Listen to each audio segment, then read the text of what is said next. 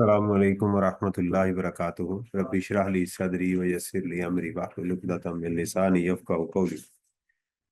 Doctor Imran Shahzad आपसे मुखातिब हूँ। चार्टर्ड अकाउंटेंट हूँ अल्हम्दुलिल्लाह।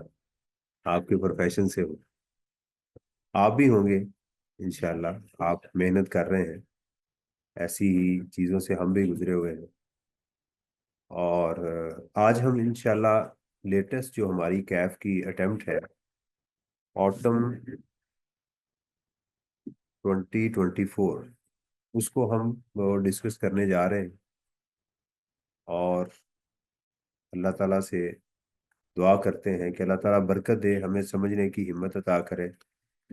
रिवीजन हमारी हो गई, बड़ा अच्छा हो गया। एक चीज़ जो मैं डिस्कस करना चाह रहा था, जो हमारे लिए बहुत ज़रूरी है, कि रमज़ान क्यों है हमारा, हमें रोज़ा क्यों रखना है। देखें, अगर किसी शख्स के दो बेटे हों, एक को खाना खिलाता जाए, दूसरे को खाना ना खिलाए, तो वो क्या होगा, वो फैमिली डिस्टर्ब हो जाएगी। तो अल्लाह ताला ने हर इंसान को दो बेटे दिए हुए। एक हार्डवेयर है, एक का नाम सॉफ्टवेयर है। तो हम सारी उम्र इस हार्डवेयर को, जो ज़ाहिरी तौर पर नजर आता है, इसको ठीक करने की कोशिश तो करते हैं। ये बीमार भी होता है, हम डॉक्टर के पास जाते हैं। इसी तरह इसके अंदर एक सॉफ्टवेयर है, जो इससे अल्लाह ताला ने फरमाया कि मैंने इस हार्डवेयर से पहले बनाया हुआ है। वक्त के साथ साथ उसके अंदर भी बीमारियां पैदा होती हैं, लेकिन हम उसका इलाज नहीं करते। मेरे घर में वो जो सोलर का इन्वर्टर लगा हुआ है, तो एक दिन उसमें मसला आ गया। तो मैंने उनको कॉल की। उसने कहा इसको नेट के साथ कनेक्ट करें। तो मैंने कहा क्या होगा। उन्होंने कहा जी, हम अपने सॉफ्टवेयर के साथ इसको जब अटैच करेंगे, तो हमारा सॉफ्टवेयर इस सॉफ्टवेयर को ठीक कर देगा। तो यही अल्लाह ताला ने कहा है कि नूरुन अला नूर, कि जो तुम्हारे दिल के अंदर जो मेरा नूर है, तुम्हारी जो रूह है, वो क्या है, मेरा हुक्म है, जो मैंने तुम्हारे अंदर वो दाखिल किया हुआ है। ये वक्त के साथ साथ कमजोर हो जाता है। तो इसको किस तरह से इसको ताकत दी जाएगी, इसके ऊपर एक नूर जाएगा, तो ये दोबारा इसकी बीमारियां क्या होंगी, दूर हो जाएगी। राइट। तो रमजान का जो असल मकसद है वो है तकवा। रोजे का जो मकसद है वो क्या है, तकवा है। और इसमें अल्लाह ताला ने फरमाया कि हमने इसमें कुरान को नाजिल किया। तो एक बहुत अच्छी एक तशबीह जो है हमारे साथ उसकी मिलनी शुरू होती है। देखिए, अब आजकल जो हमारी जो भूख है, वो कहते हैं जी रोजे रखें। अब पूरी दुनिया कहना शुरू हो गई है, न्यूट्रिशनिस्ट भी कहते हैं कि जी भूखा रहा करें, इससे आपका जिस्म ताकतवर होता है, उसके फजलात जो हैं वो ज़ाया होते हैं, और उसमें कई चीज़ें एनर्जी पैदा होती है। तो 10% आप समझ लें कि अराउंड 11 महीने आप खाते पीते हैं, तो 10% आपको फिर जो है यहाँ पर भूख काटनी पड़ती है। तकवा कहते हैं, अच्छा, तकवे का मकसद खौफ पढ़ा जाता है उर्दू में, कि खौफ, डर जाओ। ये डरना का मतलब इटसेल्फ अरबी का लफ्ज खौफ तकवा ही है। तकवा इस चीज को कहते हैं, किसी चीज को प्रोएक्टिवली देखते हुए उससे बचना। वकाया, किसी चीज को प्रोएक्टिवली देखते हुए उससे बचना। जैसे आप आज तैयारी कर रहे हैं, तो आपको किस चीज का खौफ है, फेल होने का, कि फेल ना हो जाए, ये खौफ है ना। उससे बचने के लिए जो आप तैयारी कर रहे हैं, इसको तकवा कहते हैं। यानी आप जो पढ़ रहे हैं, तो ये क्या है, ये तकवा कर रहे हैं आप। वकाया है, बच रहे हैं आपके, यार मैं कहीं फेल ना हो जाऊं, इस काम को अरबी में तकवा कहते हैं। इसका मतलब सिर्फ डरना नहीं है। अब ये जरा इसको समझने की जरूरत है कि आप कैसे, आपके अंदर तकवा पैदा होता है। आप एक रूम में जाते हैं, वहां पर सब कुछ पड़ा हुआ है, फ्रिज पड़ी हुई है, उसके अंदर खाना पड़ा हुआ है, आपको प्यास लगी हुई है, कोई भी नहीं है रूम के अंदर, तो आप वहां से खाना नहीं खाते, क्यों। ये आपको 1 महीना पूरा, 30 दिन या 29 दिन आपको प्रैक्टिस करवाई जाती है, कि इस कमरे में कोई नहीं है लेकिन एक है। तो आपके अंदर ये जो खौफ पैदा होता है, कि यार वो मुझे देख रहा है, ये खौफ नहीं है। ये आप देखते हैं कि मैंने अगर ये किया तो उसकी नाफरमानी होगी।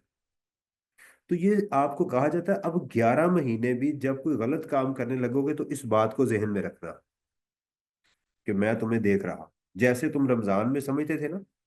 देखें, जिंदगी में मैंने बहुत ही कम हुआ होगा कि किसी ने झूठ बोला हो रोजा खोल के। अफ्तारी से पहले ही उसने इफ्तार कर लिया, तो बहुत कम देखा है, नहीं करते लोग। यानी ये बड़ी अजीब चीज है, आप देखेंगे कि लोग ऐसा नहीं करते कि वो रोजा खोलने से पहले रोजा खोलने और कहे ना, कहते हैं यार मेरा रोजा टूट गया, आज मैंने खोल लिया यार, मेरे से बर्दाश्त नहीं हुआ। ये चीज है ना। तो ये चीज आपको जो है वो पूरा महीने के लिए बताई जाती है कि भाई आइंदा कोई गलत काम भी करिए। यानी ये जायज काम से आपको रोका गया जी, ये नहीं खुराक हलाल थी जो आपके पास पड़ी हुई है, ताकि जिंदगी में कभी हराम सामने हो तो आप उससे भी बच जाए। यही तकवा है, इसी को तकवा कहते हैं। अब दूसरी बात यह है कि कुरान का क्यों कहा गया कि हमने इस रमजान में कुरान को नाजिल किया। कुरान क्या है? हदायत है, नूर है। कुरान को अल्लाह ताला ने नूर भी कहा। हदायत क्या होती है? इंस्ट्रक्शंस क्या होती हैं, मुझे बताएं।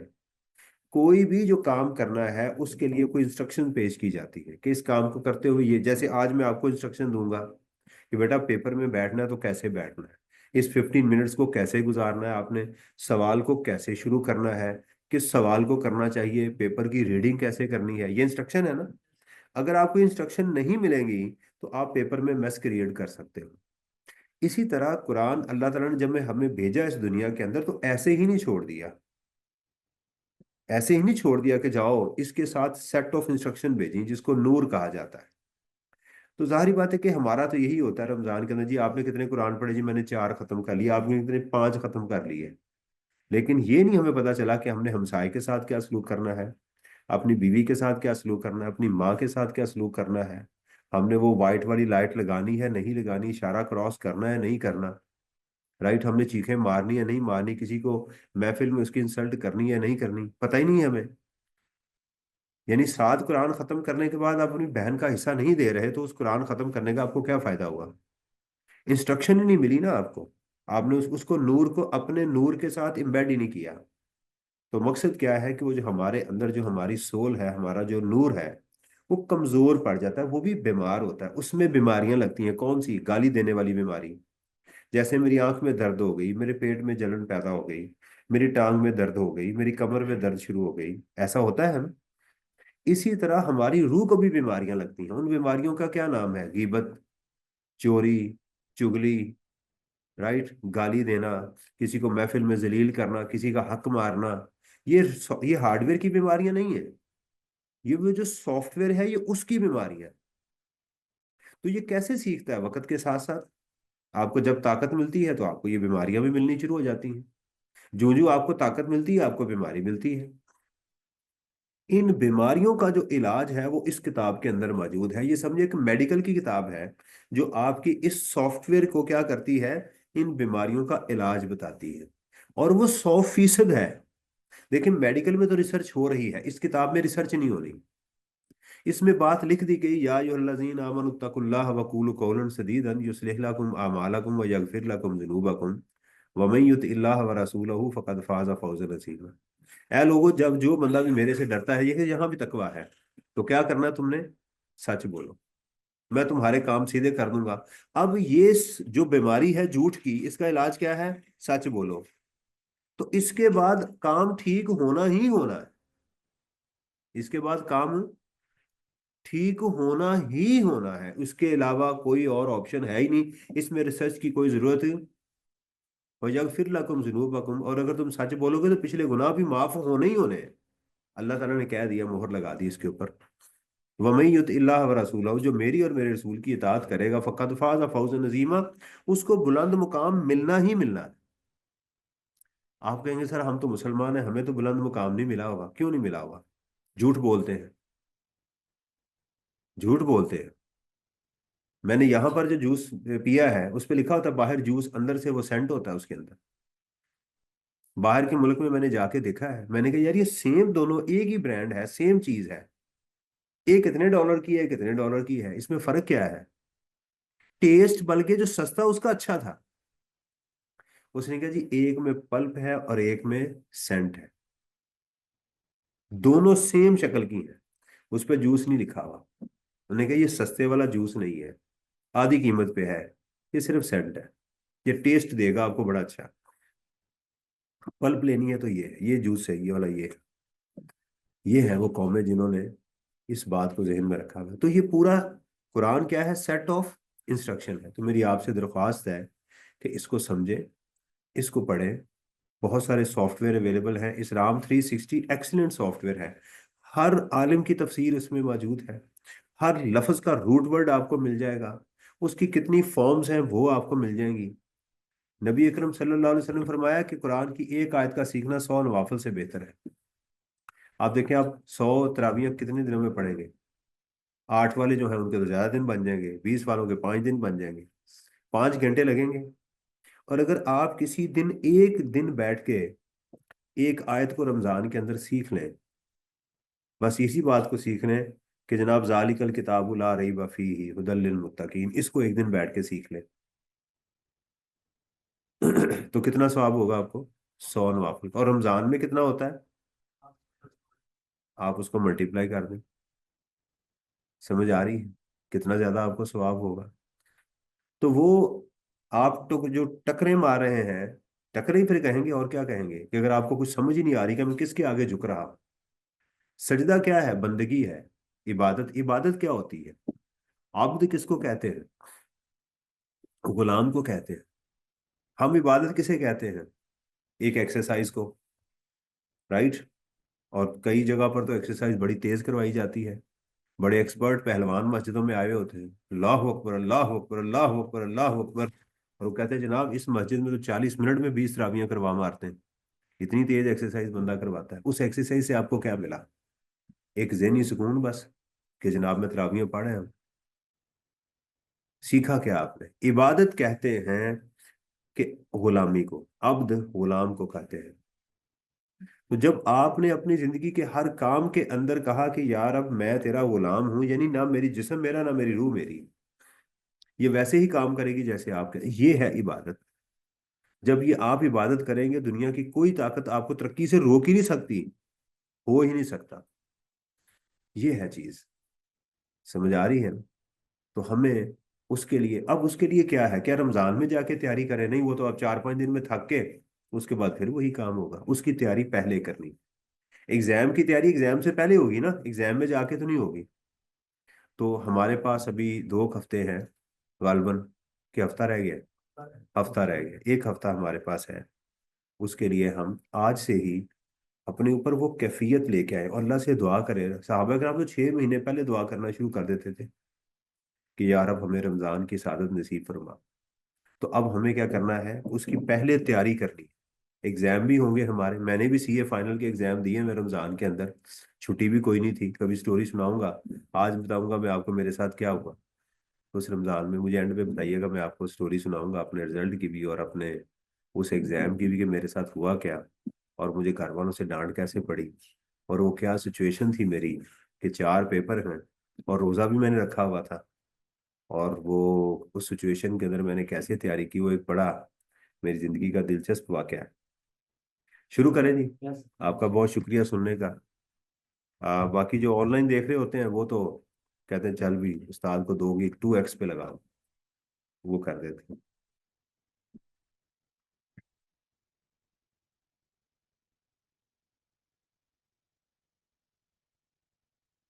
अच्छा जी, चलते हैं। पेपर की जो हमारी इंस्ट्रक्शंस होती हैं, सबसे पहले तो एक स्टेजेस को ज़रा हम डिवाइड कर लेते हैं कि हमारा एक एग्ज़ाम का दिन है जिस दिन हम एग्ज़ाम में बैठेंगे, और एक उससे पहले वाली हमारी प्रेपरेशन। हमारी प्रेपरेशन में अब जो हमारे पास टाइम बचा है उसके अंदर हमें कोई चीदा चीदा क्वेश्चन करने चाहिए, बहुत ज़्यादा हमें अब। क्योंकि आप अगर क्वेश्चन को बहुत ज़्यादा अभी करने की कोशिश करेंगे न्यूमेरिकल्स को, तो उससे क्या नुकसान हो सकता है, क्या प्रेशर में आ जाएगी, अच्छी वाली चीज़ें आपके दिमाग से निकलना शुरू हो जाएगी। तो स्टैंडर्ड किस्म का एक सेल्स टैक्स का क्वेश्चन, अच्छा जो आपको समझ आती है, एक इनकम टैक्स का, और एक जो है वो उसका चैप्टर 10 से सैलरी का, और एक उसका 16 का जो स्टैंडर्ड क्वेश्चन हो। ये 3 क्वेश्चन आप एग्जाम से पहले भी करेंगे। एग्जाम वाले दिन, जिस दिन आपका एग्जाम है, कल फर्ज करें, उससे पहले आपने कोई ऐसा न्यूमेरिकल नहीं करना जो आपने पहले नहीं किया हुआ। एक बात तो ये जहन में रखनी कि एग्जाम वाले दिन, जब आपका एग्जाम है, उस दिन आपने कोई ऐसा क्वेश्चन नहीं करना जो आपने पहले, उस दिन वही दोबारा क्वेश्चन करना जो आपने किया। इसको कहते हैं टेम्पलेट की प्रिपरेशन मैंने की है, अपने हाथ को सीधा किया, एक्सरसाइज कर ली है, नई एक्सरसाइज उसमें नहीं करनी। दूसरी चीज है कि उसके ऑल फिर उस दिन ओवरऑल चीजों को देखा जाता है। जैसे चैप्टर 1 आपने खोला, तो चैप्टर 1 में आपने जैसे सामने रखा, तो मैं क्या करता था कि मैं तो उसकी समरी बनाई होती थी, जैसे मैंने आपको दी भी है। मेरा काम ये होता था कि समरी आपने बनाई हुई है, अब मेरे सामने वो मौजूद होती थी, उसको मैं देखता था कि चैप्टर 1 में पहली चीज है टैक्स ईयर। टैक्स ईयर कितनी तरह के होते हैं? 3 तरह के, नॉर्मल, स्पेशल और ट्रांजिशनल। टैक्स ईयर को कैसे चेंज किया जाता है? ऐसे चेंज किया जाता है। टैक्स ईयर की बेस के ऊपर क्या रिटर्न की डेट डिसाइड होती है? जी, कंपनियों के लिए डिसाइड होती है। वो कंपनी, सिर्फ वो कंपनी जिनकी जनवरी से जुलाई तक हो, बाकी सबके लिए 30 सितंबर होगी। तो उसको मैं कंक्लूड करता था, राइट। उसके बाद ये सोचना कि अच्छा यार, उसके बाद इसमें क्या था, रेजिडेंट और नॉन रेजिडेंट की बात आई थी। पर्सन क्या होता है? इंडिविजुअल, एओपी, कंपनी और फेडरल गवर्नमेंट। अच्छा, ऐसे। तो फिर मैं उसको तैयार करता था। मेरा वो जो कागज होता था उसके ऊपर मैंने आगे लिखा होता था कि इसके लिए ये वाला प्रैक्टिस मैंने देखनी है एक दफा। कोई पास पेपर का मैंने क्वेश्चन देखा कि यार ये वाला क्वेश्चन है, उसको मैंने साथ देखना है। तो मैं, यानी उसको अब दोबारा नहीं खोलता था, वो प्लानिंग मेरी पहले तैयार होती थी कि रेजिडेंट के लिए एक पास पेपर में एक ना इसने केस स्टडी बनाया था, वो मैंने पढ़ना है एग्जाम से पहले। तो उस पेज पे जाके वो सवाल नंबर डायरेक्ट देख के उसको मैं तसल्ली से, हाँ ये मुझे समझ आ गई है कि इसमें टैक्स ईयर चेंज हुआ था, तो रेजिडेंट और नॉन रेजिडेंट को मैंने कैसे डिसाइड किया था। वो चीज़ तैयार हो गई। फिर मैं जाऊंगा स्कोप ऑफ इनकम, बता रहा हूँ तैयारी करने का। फिर स्कोप ऑफ इनकम, क्योंकि बच्चे ने कल पूछा भी था सर तैयारी कैसे करें। फिर आगे आपकी स्कोप ऑफ इनकम क्या होता है? स्कोप ऑफ इनकम क्या है? स्कोप क्या है? दो तरह की इनकम है, पाकिस्तान और फॉरेन सोर्स इनकम। जो रेजिडेंट होता है उसकी जो है वो दोनों इनकम टैक्स होती है। जो फॉर नॉन रेजिडेंट होता है उसकी पाकिस्तान सोर्स इनकम टैक्स होती है। वो क्या हालात हैं जिसके अंदर के एक रेजिडेंट की फॉरेन सोर्स इनकम एग्जाम्प्ट होगी? 1 2 3 4 5, वो पढ़ लिए, चैप्टर कंप्लीट। आगे सैलरी के ऊपर आगे वो समरी जो आपको मैंने दी हुई है, basic salary, totally taxable, house rent, blah blah, वो सारा आपने याद 5 6 मिनट या 10 मिनट के अंदर आपका ये भी तैयार हो जाएगा। ये तरीका होता है उसमें। एग्जाम के अंदर, जब एग्जाम में आप पढ़े, देखें मेरा मुंह लाल देख के अपना मुंह थप्पड़ मार मार लाल नहीं करना। मैं एग्जाम के अंदर रिलैक्स होता था। ये आपने रिलैक्स ही नहीं हो ना, तैयारी नहीं की फिर भी रिलैक्स है नहीं। इस तरह से रिलैक्स होता था कि फिर मैं सिर्फ बैठ के, अब मैं सिर्फ देख रहा होता था। एक न्यूमेरिकल है जो कर लिया, अच्छा यार इसको दोबारा कर लूं। कुछ न्यूमेरिकल मैंने डिसाइड किए होते थे कि पेपर से पहले ये न्यूमेरिकल मैंने करने हैं। जैसे आप एओपी का न्यूमेरिकल लाजमी करके जाएं, पार्टनरशिप की कैसे उसकी हमने करनी है। एक आप जो है बिजनेस का इंडिविजुअल का क्वेश्चन करके जाएं, एक सैलरी का क्वेश्चन करके जाएं, और एक सेल्स टैक्स का। और सेल्स टैक्स में भी अगर कोशिश हो तो दो तरह के क्वेश्चन आपको करने चाहिए। एक जिसमें उसने A B C, mister A B C D दिया हुआ है, और एक स्टाइल उसका होता है कि जिसके अंदर आपको वो डेटा प्रोवाइड करता है, फुल फ्लेज क्वेश्चन किसी एक ही बंदे का होता है, ताकि आपको अंदाजा हो जाए कि यार अगर mister A B C D है तो इसको कैसे हल करना है, ये हो तो उसको किस तरह से हल किया जाएगा। तो इस तरह से आपका प्लान जो है चैप्टर वाइज चलना चाहिए। समझ आ रही है? एग्जाम के दिनों के अंदर कोई बंदा आपको बता दे ओए ज़कात का पता है, वहां अलाउ होगी, जो आपका कॉन्सेप्ट है उसको फर्म रखना है। उसे कहे यार तुझे जो पता है ना अपने पास रखो, तेरी बड़ी मेहरबानी। अंडरस्टैंड? अब किसी ऐसे बंदे से, यार वो फलां जगह पर एक मॉक आया हुआ था यार, मुझे पता चला उसमें से पेपर आ जाने।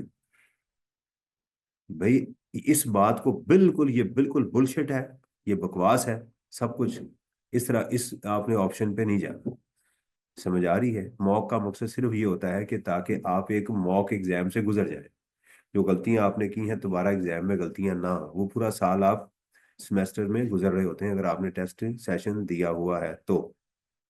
समझ आ रही? मैं आपकी अपनी मिसाल देता हूँ। मैंने जिंदगी में कोई मॉक नहीं दिया, मैंने कोई टेस्ट नहीं दिया, मैं खुद पढ़ता था बैठ के, मैं सीए कर नहीं गया। यानी अच्छी चीज है, यानी स्पोर्ट है, अच्छी चीज है। लेकिन आप ये कहें कि मैंने मॉक देना है, मॉक अच्छी चीज है, मैं बार बार कह रहा हूँ बुरी चीज नहीं है। लेकिन अगर आपसे मिस हो चुका हुआ है या कोई और वजह है तो उसको सर पे सवार नहीं कर लेना कि जनाब ये मेरे सर के ऊपर है और मैं ये कर दूंगा और मैं वो कर दूंगा। ऐसा कुछ भी नहीं। तो सर अपना अपने आप को रिलैक्स करना है। अब आपको अपने मोरल को हाई करना है। अब आपने बिल्कुल ही नेगेटिव सोच लेकर आनी, मुझे नहीं आता, फिर कहेंगे मुझे क्यों निकाला। नहीं, अब आपने एक ही बात करनी है कि जनाब, I am okay, I am fine, I can write, I have potency, I can do it, I am potent. Potent समझते हैं? इंग्लिश में मर्द मर्द को कहते हैं, इम्पोर्टेंट ना मर्द को कहते हैं। पोटेंसी ये नहीं कहता है, वो पोटेंट जो है। तो अब अपने यही, यानी अब मोरल अप करना है, बूस्ट करना है, इसको गिजा देनी है, इसको जरा सही लेवल पर लेकर जाना है, कॉन्फिडेंस में रहना है, इस लेवल पे कॉन्फिडेंस लूज नहीं करना है। ये बात मेरी जहन में रखिएगा। एक बच्चे ने पेपर छोड़ दिया, सर मैं बड़ा डिप्रेस हूँ, मुझे आता नहीं है, मैं अगली अटेम्प्ट में दूंगा। पेपर हो गया, नहीं दिया उसने, आया मेरे पास, मैंने पेपर उसके सामने रखा, मैंने कहा ये सवाल था तुम्हें आता था? कहता जी सर आता है। मैंने कहा पूरा पेपर उस बच्चे को आता था। मैंने कहा पेपर क्यों नहीं दिया? सर बस मुझे को बच्चा मिला, उसने कहा ये किया भी, मैंने कहा वो नहीं, उसने कहा वो किया भी, मैंने कहा वो भी नहीं किया हुआ। किया हुआ था उसने। कहता मैं कंफ्यूज हो गया, मैंने कहा नहीं यार, मैं फेल ना हो जाऊं। मैंने कहा अब क्या फायदा हुआ तुम्हें? कहता सर ये तो बहुत ही आसान था। मैं क्या, आसान नहीं था, पेपर मुश्किल है, तुम्हारे लिए आसान इसलिए कि तुम्हें ये आता था। You got the point? तो इसलिए ऐसे वायरस के साथ मिलने की कोई जरूरत नहीं होती, उसने पेपर देना कोई नहीं होता। कबूतरबाज मिलते हैं आपको कई, ठीक है, वो सारा दिन कबूतर उड़ाता है और आपको फोन करके कहता है ये, उसका काम सिर्फ सारा दिन जो है ना वो तुखनेबाजी होता है। समझ आ रही है? तो ऐसे लोगों से, ऐसे बंदों से आपने अवॉइड करना है। जो चीज़ नहीं समझ आ रही, आप मुझे कॉल कर सकते हैं किसी फिजिबल टाइम के ऊपर, मैं आपको उसका रिप्लाई कर सकता हूँ। इंटरेक्टिव सेशन बनाना हो किसी टाइम पे, उसमें मैं आ सकता हूँ। लेकिन बहरहाल मेरा ख्याल अब जरूरत नहीं है आप, अल्हम्दुलिल्लाह आप हैं, आप, हमने सारे पेपर किए हैं, उन पेपर्स की मेरा ख्याल है कि हमने को 15 साल पेपर किए हैं साथ। लिखाई सिर्फ आप कोशिश करें कि आप ठीक करें। चलते हैं जी लेटेस्ट अटेम्प्ट के ऊपर, उसको लेके चलते हैं।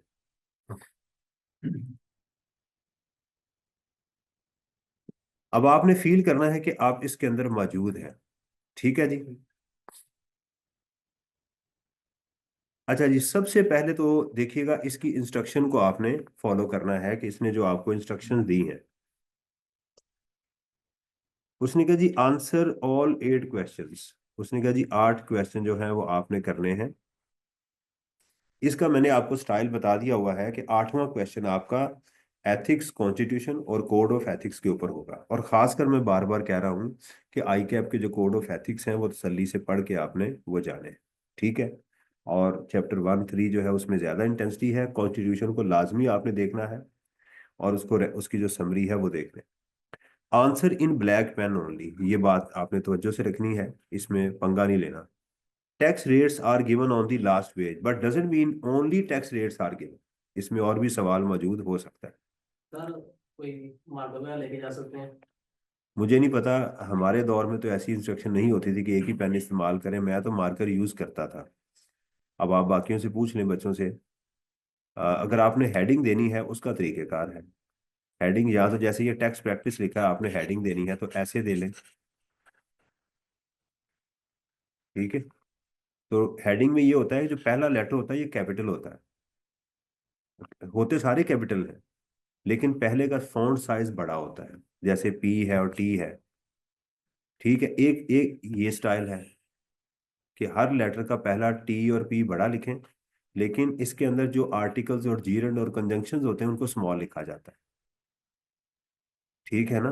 मसलन मैं लिखता हूँ टैक्सेशन ऑफ रेजिडेंट, तो मैं ऐसे लिखूंगा फिर, टैक्सेशन ऑफ रेजिडेंट, यानी ऑफ एंड द, ये पूरा स्मॉल लिखेंगे। या इसको ऐसे लिख दूं मैं, टैक्सेशन ऑफ रेजिडेंट। फिर इसमें हर लेटर जो है पहला, वो उसका फॉन्ट साइज बड़ा रखा जाता है, जैसे आप फिजिबल है, जैसे आपको समझते हैं, तो उससे एग्जामिनर को समझ आ रही होती है कि वो क्या है। दूसरी चीज, पेपर में अगर कोई चीज गलत हो गई है, मसलन आपने वो लिखना था 2025 लिखना, तो 2024 लिखा गया, तो उस पर लाइन लगाते हैं और इसके ऊपर लिख देते हैं 2025। अगर तो एग्जामिनर पढ़ लेगा तो अंधा नहीं है, उसको ये लाइन भी नजर आ जाएगी। और अगर नहीं पढ़ेगा तो नॉर्मली आपकी पेपर साफ सुथरा नजर आ रहा होगा। बच्चे क्या करते हैं इसको, फिर देखते हैं कुछ और भी नजर आ रहा है, ये करते हैं, विच इज रिडिकुलस। ये आप बस एक लाइन लगा दें, बंदा थोड़ी है। आप क्यों उसको दिखा रहे हैं मेरे इस पेज के ऊपर 10 टिके लगे हुए हैं, 10 गलतियां मैंने की। समझ आ रही है? तो ये चीजें एक छोटी छोटी होती हैं। देखिए आपकी उसके अंदर कुछ चीजें भी होती हैं जिससे हम पेपर चेक करते हुए एक आइडिया भी ले रहे होते हैं कि बच्चे का जहन क्या कहता है। क्वालिटी पेपर जो है वो क्वांटिटेटिव तो चेक होता है, क्वालिटेटिव भी चेक होता है, ये बात याद रखें। आपकी क्वालिटी भी देखी जा रही होती है कि ये कर क्या रहा है। इस चीज को भी जरा थोड़ा सा जहन में रखना चाहिए। अच्छा।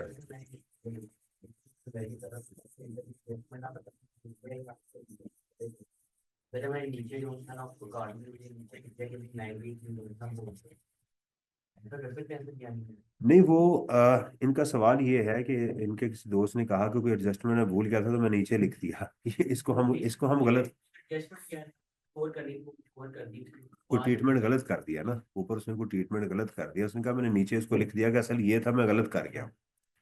ये एग्जामिनर पे डिपेंड करता है, नॉर्मली हम इसको गलत ही समझते हैं, नॉर्मली हम इसको गलत ही समझते हैं। लेकिन सवाल ये है कि मैं एक न्यूमेरिकल कर रहा हूँ, अंदर मेरी इनकम फ्रॉम प्रॉपर्टी मेरे से गलत कैलकुलेट होगी, मैं रिपेयर लेना भूल गया हूँ, न्यूमेरिकल मैं पूरा कर चुका हुआ। तो ये इंतहाई बेवकूफाना काम होगा कि मैं पूरा न्यूमेरिकल दोबारा करूँ, या इनकम फ्रॉम प्रॉपर्टी को भी काटूं। क्या करूं, इनकम फ्रॉम प्रॉपर्टी को भी मैं लफ्ज वो काट दूं और उसके ऊपर नई अमाउंट लिख दूं, तो सारी रीस्टेट करूं। एक गलती की वजह से मैं सारी गलतियां जो है वो खराब करूं।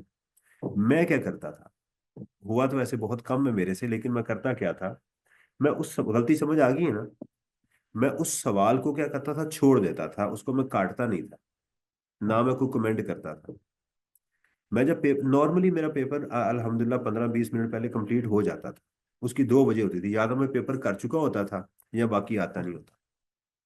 कभी ऐसे मेरे से एग्जामिनर ने पेपर नहीं खींचा या मैंने कहा ओफ मुझे और टाइम मिल जाता, मेरी हमेशा स्पीड एक बराबर होती थी। मेरा 1.5 घंटा तक तो मेरा पेन रुकता नहीं था पेपर में, मुसलसल मैं लिख रहा होता था। मैं वही क्वेश्चन चूज कर रहा था जो मुझे आते, जिसको हम पिनट स्ट्रेटेजी कहते हैं, कि जो सवाल आता कर ही जाओ, बस जो आसान लगता है छोड़ो, कि नहीं बाकी नहीं आता। उस वक्त जो है ना ये मुकाम होता है, जिसको कहते हैं ना पंजाबी में आता आधा मुकाम होता है, बस आपने अब काम करना होता है। तो मुझे एक दफा याद पड़ता है कि मैंने उस सवाल को काटा नहीं, और मैंने दोबारा उसको मुझे टाइम मिला तो मैंने रिप्रोड्यूस करना शुरू कर दिया। तो कॉपी में सिर्फ कर रहा था उसको, और जहां गलती थी उसको ठीक करना था। मेरा ख्याल है कुछ 70-80% मेरा हो गया, लेकिन टाइम खत्म हो गया। मैंने दोनों को नहीं काटा, मैंने दोनों को नहीं काटा, लेकिन मेरे पास टाइम था, कुछ सवाल छोड़ के मैं उसके ऊपर शिफ्ट नहीं हुआ। क्योंकि देखे ना, आपने उस 1 या 2 नंबर को सिक्योर करने के लिए अगर 10 नंबर का पूरा सवाल पेपर में छोड़े हैं, तो इससे बड़ी बेवकूफी क्या हो सकती है। ये काम नहीं करना। आपने अगर if you have produce full question and there is a question that there might be a mistake, हाँ ये बात ठीक है कि उसके ऊपर नीचे लिख दें एहतियातन कि by mistakenly erroneously I forgot to take the repair allowance over here, मैं रिपेयर लेना भूल गया, बस लिख के छोड़ दें। टाइम मिले तो उसको रिप्रोड्यूस कर दें, ठीक है। लेकिन सारे पेपर को खराब करना, ये आप समझते हैं कि यार गलती वहां पर है जहां से मैं इसको काट के आगे सारा ठीक कर सकता हूँ, तो वो भी आप कर सकते हैं। लेकिन ये भी चांस है कि जिसको आप गलत समझ रहे हैं वो ठीक हो, जो नया करने लगे हैं वो गलत हो। तो इसलिए पेपर के अंदर, इसीलिए आपको कहा जाता है कि भाई आपने 100 में से कितने नंबर करने हैं, 50। लेकिन इस 50 के अंदर बेटा ब्लंडर नहीं होना चाहिए, ये बात जहन में रखें। जक़ात आप रिलेटिव की जक़ात को कहीं माइनस कर गए हैं, ये ब्लंडर नहीं है, हो सकती है, गलती हो सकती है। लेकिन जक़ात को जाके टैक्स में से माइनस कर दिया एडवांस टैक्स की जगह, ये ब्लंडर है। सैलरी के टैक्स को जाके आपने टोटल इनकम में से माइनस कर दिया, ये ब्लंडर है। कोई टैक्स की चीज इनकम में घुसेड़ रहे हैं, इनकम की चीज टैक्स में घुसेड़ रहे हैं, ये नहीं वो माफ करता। कहता है इसको तो यही नहीं पता, परचेज को आउटपुट में शो करी जा रहे हैं, कहते हैं इसको तो आता ही नहीं है, इसकी फाउंडेशन खराब है। ये नहीं गलती, गलती हो जाती है, कोई बात नहीं। आपने डोनेशन पे क्रेडिट लेना था, 30% लेना भूल गए हैं, कोई बात नहीं, परेशान नहीं इस पे होना, हो जाती है गलती। समझ आ रही है, कैलकुलेशन में गलती करते हुए कोई गलती हो गई है, कोई बात नहीं, चलती है सारी। आई कैप की वेबसाइट पे एग्जाम पड़े हुए हैं जो गलत पड़े हुए हैं, अभी तक उन्होंने उन्होंने इसको निकाल दिया है, पड़े हुए हैं अभी तक। वो कहते हैं हाँ भी किया है तो so what, I cap claim कर रहा है ना, गलत चीज भी रख के कहता है ना हाँ किया हुआ है, भी कर लो जो तुमने करना मेरा, ये है। सही है, तो इसलिए इन चीजों को आपने नहीं करना। मैं आपको अपनी चीज बता, मैं चार्टर्ड अकाउंटेंट हूँ अल्हम्दुलिल्लाह, मेरी कभी बैलेंस शीट टैली नहीं हुई, और अक्सर मैंने कभी कोशिश भी नहीं की। तो कहते हैं ये पढ़े लिखे नहीं, उन्हें पढ़ने लिखने की कोशिश भी नहीं करते। मैंने कभी कोशिश भी नहीं की ज्यादा कि बैलेंस शीट को टैली करूँ, ना उसकी टेंशन कभी ली है। मुझे नहीं याद पड़ता मेरी सवालों में कभी बैलेंस शीट टैली हुई हो, जो होता था मैं करके आ जाता था, पास हो गया। समझ आ रही है ना? तो ये चीज है, ये नहीं मैं आपको कहता हूँ आप टैली ना करें। हो रही है तुम सर, नहीं सर मैंने भी नहीं करनी। मेरी तो एक आदत है ना, अपनी आदत का एक हिस्सा था।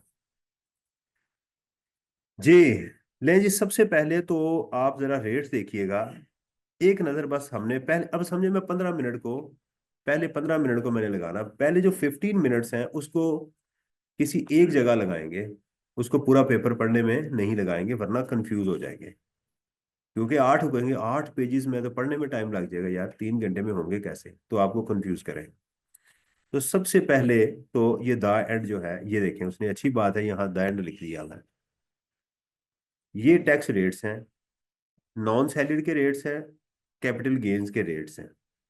तो यहां से ही मुझे पता चल गया कि इसमें सैलरी का क्वेश्चन कहीं नजर नहीं आ रहा, और अगर सैलरी हुई भी तो वो नॉन सैलरी ही होगा, क्योंकि मेरे सवाल के अंदर सैलरी के रेट्स है ही नहीं।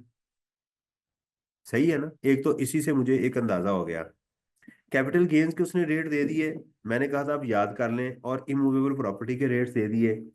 आज भी यही रेट्स एप्लीकेबल हैं उन प्रॉपर्टी के ऊपर जो 1 जुलाई 2024 से पहले खरीदी गई होंगी, या दूसरे अल्फाज में 30 जून 2024 तक खरीदी गई हों, उनके ऊपर यही रेट्स है। जो इसके बाद वाली है उसके ऊपर 15% रेट है। Initial allowance on plant and machinery, ये उसने बता दिया। बिल्डिंग, इसका मतलब ये है कि सवाल के अंदर डिप्रिसिएशन भी मेरी कहीं यूज हो रही है, और चांसेस ये हैं कि इसमें रैंप भी कहीं इस्तेमाल हो रहा होगा। उसने तभी 3 ही रेट दिए, बाकी रेट्स उसने मुझे नहीं दिए। अब देखिए यहाँ पर उसने कंप्यूटर वगैरह नहीं दिया, इसका मतलब इसमें कंप्यूटर का भी, तो एक अंदाजा दे रहा हूँ कि पढ़ने का। तो 8 पेजेस कितने थे आपके? 7, बाकी कितने रह गए पेजेस? 6। अच्छा, इसको नहीं कह रहा मैं 15 मिनट में पढ़ना है। अब आप जैसे ही आए क्वेश्चन नंबर 8 के ऊपर, तो आपने देखा कि लिखा हुआ है list down the factor that are relevant for chartered accountant firm in evaluating the level of threats created by providing any tax service. तो आपने कहा यहाँ सर ने यार ये कहा था कोड, ये आ गया है, राइट। और briefly indirect taxes applicable in Pakistan, वो कौन कौन से हैं? आपने इस पेपर के ऊपर जो पहला पेज है,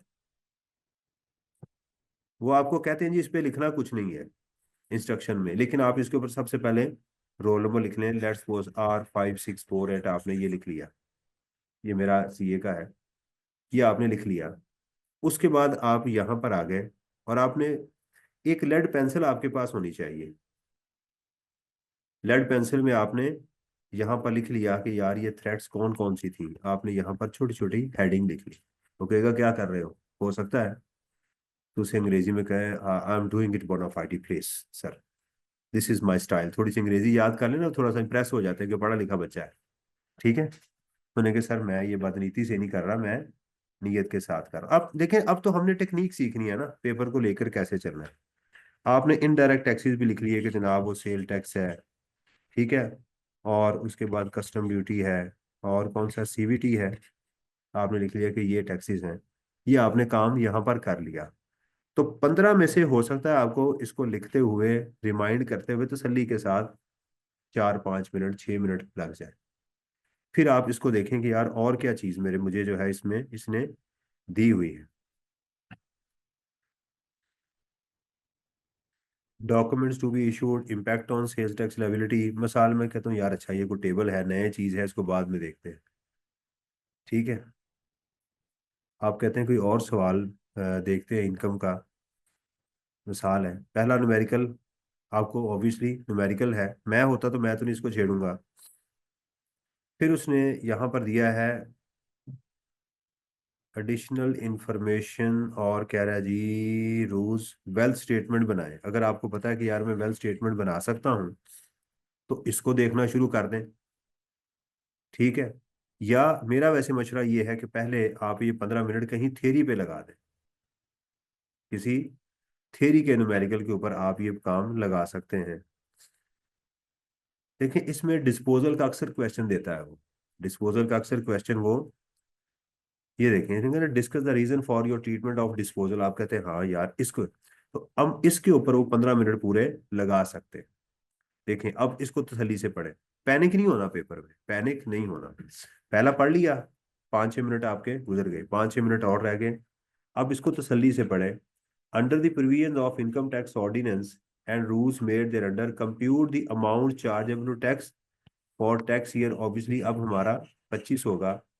specifying the relevant head of income, also state the reason for ignoring gain और लॉस इफ एनी। तो आपने लिख दिया कि इस क्वेश्चन के मेरा ए पार्ट ये है और बी पार्ट मेरा ये है। ये मैं उस पे ऊपर मार्किंग कर रहा हूँ अपने पेपर के ऊपर। मैंने बच्चों के पेपर देखे, उन्होंने मार्किंग की होती है। तो आपने कहा कि इसके मुझे 2 सवाल ढूंढने हैं, अपने जहन में सोचना है। एक कि मैंने amount chargeable to tax calculate करनी है, टैक्स कैलकुलेट नहीं करना, ये सोचना है कि मुझे यहाँ पर टैक्स कैलकुलेटिंग नहीं करना। फिर है जी calculate tax liability for the tax in respect of those disposal that are not subject to normal tax regime. फिर उसने दूसरा मेरे से पूछा है कि उसकी टैक्स लायबिलिटी कैलकुलेट करें। तो पार्ट 1 के अंदर पहले टैक्स और फिर उसकी टैक्स लायबिलिटी कैलकुलेट करनी है, 11 नंबर का ये है।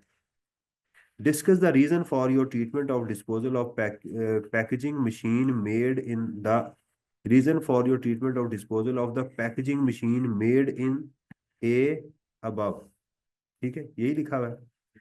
Packing packing machine made in A above जो है उसने कहा है कि उसका वो बताएं। ए अबव तो ये वाला है ना, इसमें पैकिंग मशीन कहाँ से लिखी हुई है? Reason for your treatment of disposal of the packing machine made in A above, वो ए ऊपर ना कहीं हो। तो ये फिर देखें अब ये अंग्रेजी गलत है ना, ये ए अबव से मुराद तो ये वाला है ना जिसमें आप रहते हैं। अब देखें ना पेपर में भी इसकी है, तो ए अबव जो है ना मेरा ख्याल है ए अबव ऊपर तो है ही नहीं। हाँ जी, हाँ। तो फिर ए ना ना हुआ, फिर तो 1 हुआ ना, कि जो उसका 1 है उसके अंदर होनी चाहिए। अच्छा आपने इसको पढ़ा? ऐसा कर सकते हैं अगर एक ही पार्ट उसका एक थ्योरी एक न्यूमेरिकल का है, थ्योरी पहले करें न्यूमेरिकल किसी आगे जाए कर नहीं दे। नहीं ये नहीं करना। इनका सवाल ये है कि मेरे पास एक पेज है, ठीक है, मैंने उसका ए पार्ट कर लिया हुआ है यहाँ पे, ठीक है। आगे मैं ये मेरा क्वेश्चन नंबर 1 है, दूसरे पेज के ऊपर मैं क्वेश्चन नंबर 2 का ए पार्ट और बी पार्ट करता हूँ, इसका जाके अगले पेज के ऊपर क्वेश्चन नंबर 1 का यहाँ पर मैं बी पार्ट कर लेता हूँ। नहीं ये गलत है, ऐसे नहीं कर सकते, ये बिल्कुल गलत है। आपने इसके लिए ये इस पेज को छोड़ दें, आपको लगता है आधे पेज में होगा, पूरा पेज छोड़ दें। वो इस मजबूरी में किया जा सकता है कि आपने वो जो जगह छोड़ी थी वो कम पड़ गई है। वो बड़ी मेरे मेरे साथ जिंदगी में ऐसा कभी नहीं हुआ। सवाल का ए पार्ट आता है कर लें, बी पार्ट की जगह छोड़ दें, आगे चलें। क्वेश्चन नंबर 3 आता है, उसका सी पार्ट आता है, बी आता है, ए नहीं आता, उनको करें। उनकी तरतीब ऊपर नीचे कर सकते हैं अगर वो सीक्वेंस बन रही है तो। समझ आ रही है? लेकिन जैसे जैसे ये वाला सवाल है, इसमें आप अगर इसका बी पार्ट पहले करेंगे ए बाद में करेंगे तो वो बेवकूफ़ी लगेगी, क्योंकि वो दोनों आपस में कनेक्टेड है। अगर कुछ चीज इंडिपेंडेंट चल रही है आपके पेपर में तो उसका ए पार्ट या बी पहले भी कर सकते हैं, लेकिन आपको मेंशन करना होगा कि मैं क्वेश्चन 1 का ए पार्ट कर रहा हूँ। ये क्वेश्चन भी हेडिंग के बगैर कोई कोई सवाल नहीं करना आपने। जो आपसे चीज पूछी गई है उसकी पहले हेडिंग देनी। मिसाल के तौर पे इस क्वेश्चन को करेंगे तो इसके ऊपर लिखेंगे, ठीक है, computation of taxable income. Part B में जाके लिखेंगे कंप्यूटेशन ऑफ टैक्स लायबिलिटी। ये 2 काम लिखेंगे आप। यानी सवाल को आपने ब्लंट नहीं शुरू करना, तेरे दी चढ़ गई। समझ आ गई है ना? मेरे पास कोई बच्चा आता है ना, सर सर मेरा एक मसला हो गया, मैं ये हूँ, मैं कहता हूँ भाई अपना इंट्रोडक्शन करवाओ, कौन हो, कहाँ से आए हो, क्या करते हो, कौन सी डिग्री है, पूछना होता है ना। तो पहले अपना इंट्रोडक्शन करवाया करें। On 1 April he sold disposal, Lal Bakhsh है ji, he sold a packing machine for rupees 9 lakh.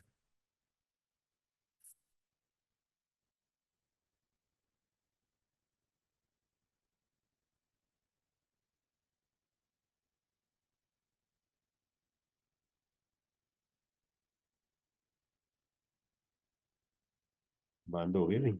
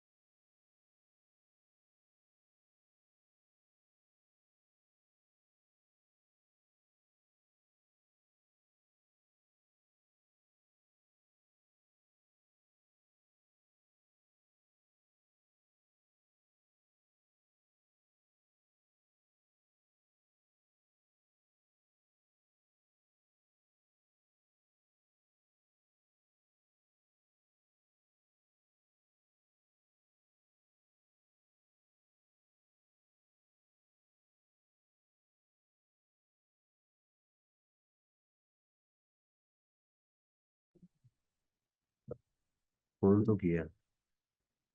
कहता है जी ऑन अप्रैल। अच्छा, टैक्स ईयर ध्यान में रखिएगा कि टैक्स ईयर ये है, अगर ना एग्जाम में बताया जाए टैक्स ईयर का तो हम कौन सा लेंगे, 1 जुलाई 23 से 30 जून 2000 नॉर्मल लेंगे, हम खुद से स्पेशल टैक्स ईयर अज्यूम नहीं करेंगे। ही सोल्ड अ पैकिंग मशीन, अब जरा देखिएगा, बेची है। जब आपको पता चल गया कि चीज बेची है तो उसका रुझान किस तरफ जाना चाहिए, या कैपिटल गेन या बिजनेस की तरफ, या कैपिटल गेन या, ये बात आपने वो जहन में रखनी। और कितने की बेची है, 9 लाख की। The machine was exclusively use for packing products exported to Middle east.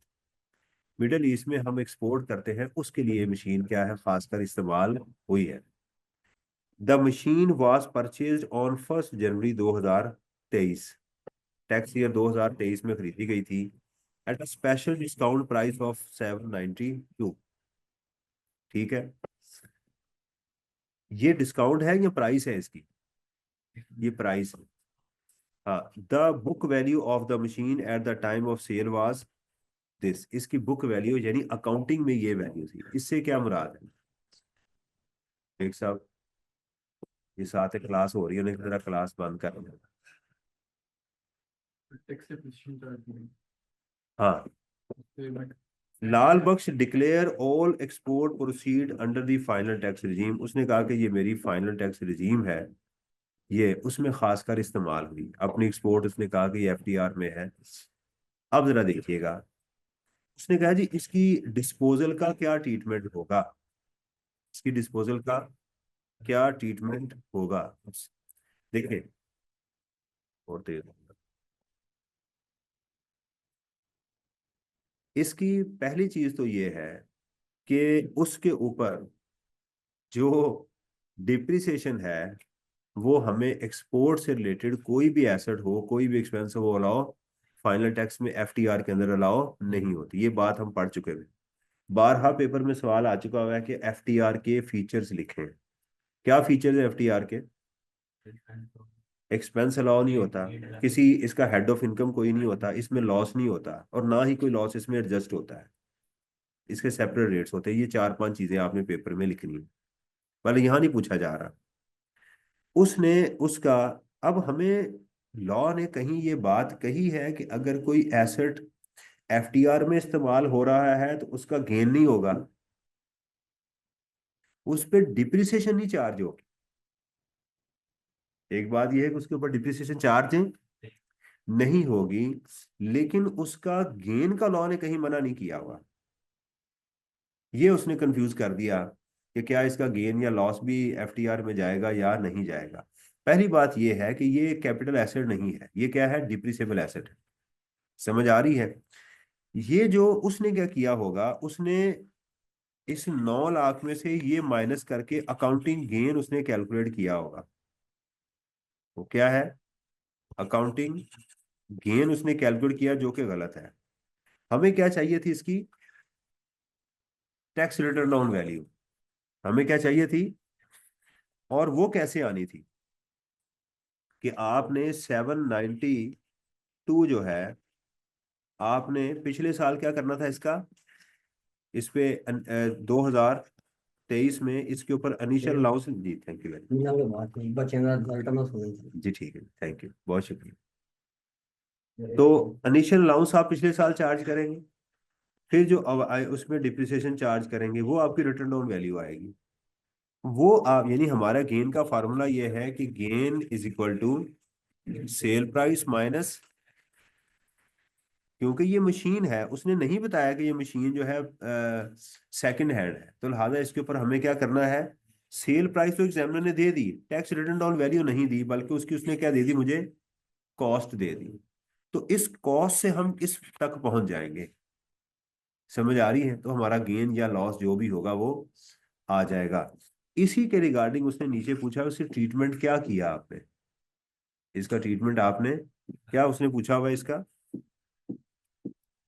Reason for your treatment of disposal of packing machine made in the above. कहता है ये जो आपने की है डिस्पोजल का जो ट्रीटमेंट, उसकी रीजन बताएं। 4 नंबर का है, आप इसकी रीजन बताएंगे कि जनाब द गेन और loss on the disposal of depreciable asset is tax under the head income from business. ये बिजनेस में टैक्स होना चाहिए, right? However the depreciation if charge any is not allowed as an expense because the asset was exclusively use in the FTR and under the head FTR expenses are not allowed। तो इंशाल्लाह आपको इसके number मिल जाएंगे। हाँ, पिछले साल, इस साल नहीं। हाँ, नहीं नहीं नहीं, होगा ही नहीं, आप सही कह रहे हैं। अब मैंने खुद ही तो कहा कि एक्सपेंस ही अलाउ नहीं होगा।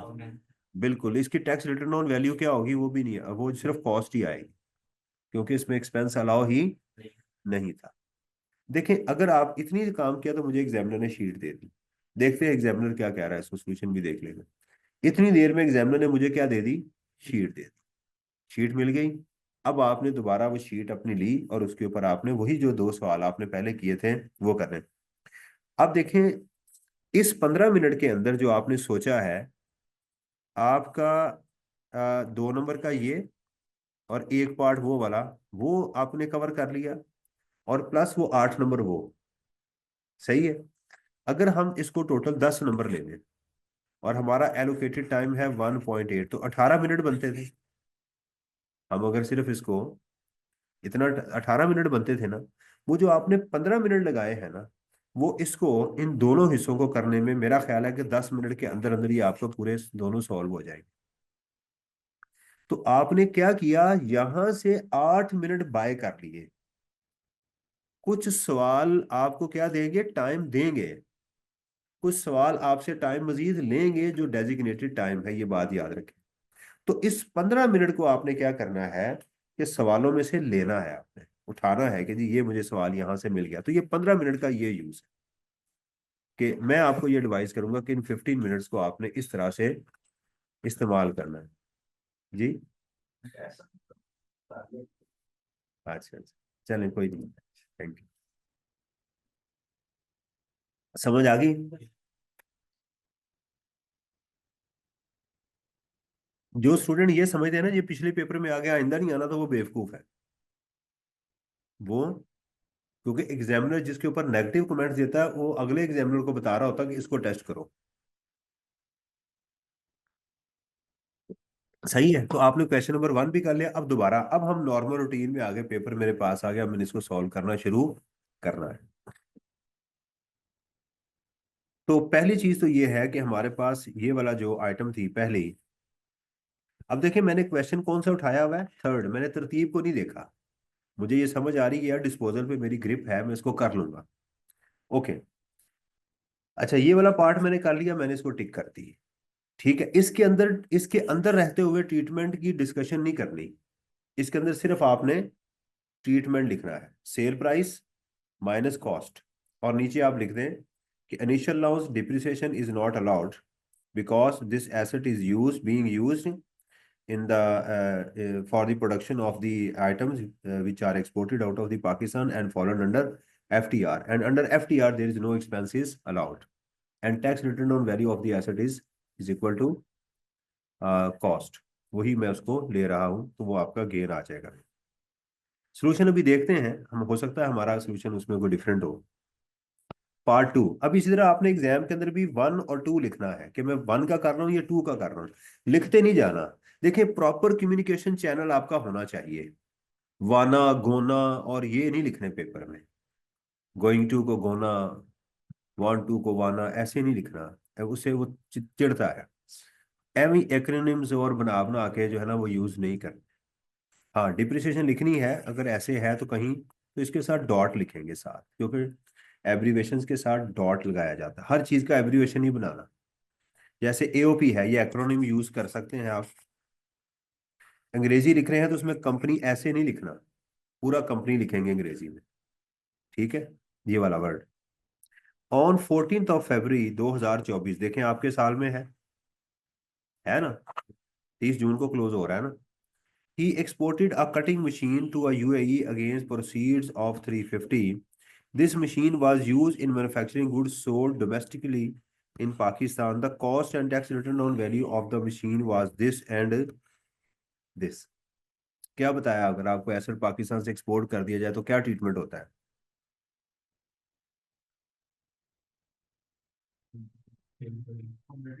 उसकी क्यूमुलेटेड डेप्रिसिएशन ढूंढनी होती। क्या ढूंढनी होती है?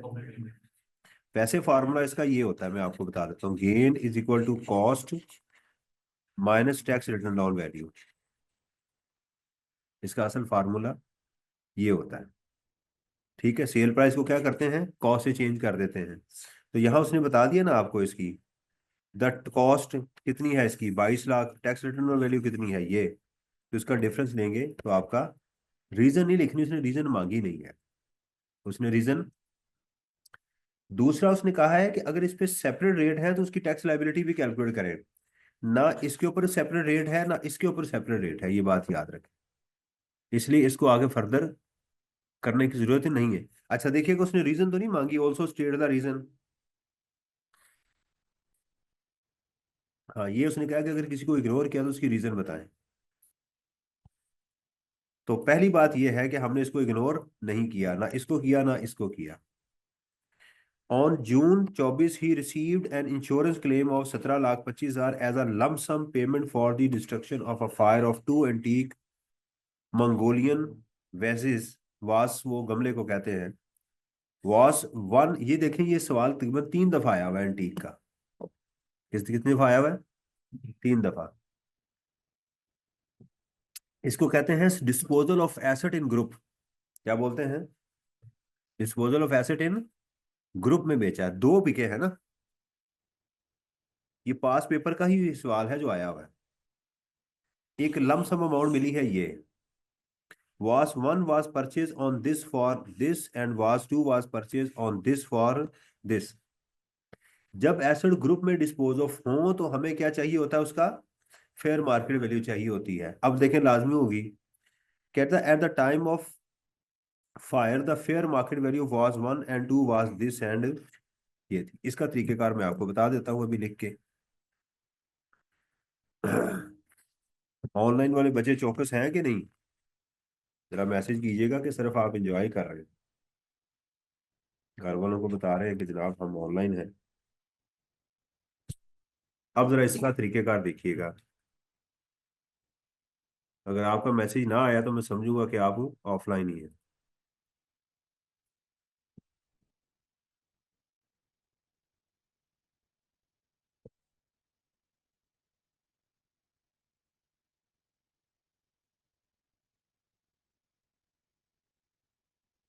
आप गारंटी के साथ आज जो मैं चीजें डिस्कस करूंगा ना, ये ग्रुप में डिस्कस हो रही होंगी। यार फलाने का क्या ट्रीटमेंट होता है, उसने सुना ही नहीं लेक्चर आज का मेरा, और समझ लगा that is purely wasting of time to listen a मौलवी having long beard and claiming he is a chartered accountant. This is very बकवास। एक बच्चे का मैंने मैसेज देखा ग्रुप में, कहता मैं पागल हूँ 1 घंटा इस पे जाया कर रहा हूँ। 1 घंटा उल्लू का पट्टा उधर जाया कर रहा होगा, लगा रहा होगा, वो टाइम जाया कर रहा होगा, लेकिन ये नहीं सोच रहा होगा कि यार मैं लेक्चर सुन लूँ।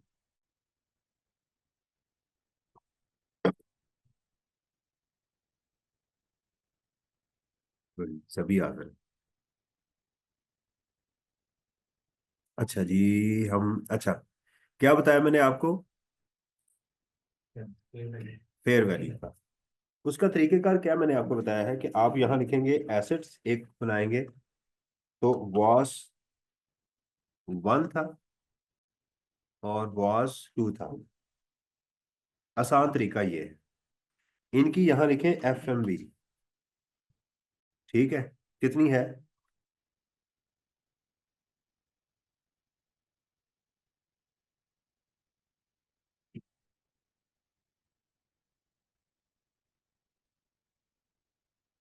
वो ना कहे सर आपने मुझे उल्लू का पट्टा कहा, हमारे वालिदैन हमें भी कहते थे। वो ये शरारती बच्चों को कहते हैं, वो ये ना समझे कि जनाब।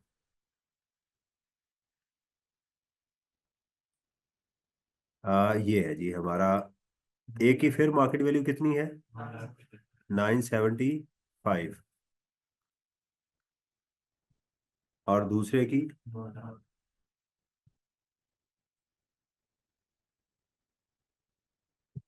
इसका आपने करना है टोटल, और यहाँ इसकी सेल प्राइस लिखनी है आपने। क्या करनी है यहाँ पे? तीसरे कॉलम में अपना बनाएंगे सेल प्राइस। अभी देखिएगा वो जो कितने के बिके थे, 17,25,000 के। ठीक है, क्या करेंगे आप, वेट समझते हैं ना वेट को? कैसे? इसको आप डिवाइड करेंगे इसके साथ और मल्टीप्लाई कर देंगे इसके साथ, ये इसकी सेल प्राइस आ गई, और मल्टीप्लाइड बाय ये इसकी सेल प्राइस आ गई। यहाँ इसकी कॉस्ट लिखेंगे आप, वो जो आपको एग्जाम में वॉस ए की सेल प्राइस कितनी है? 925। और वॉस टू की कितनी है? 820। तो यहाँ लिखेंगे आप 9,25,000, और दूसरे की कितनी है? 8 लाख।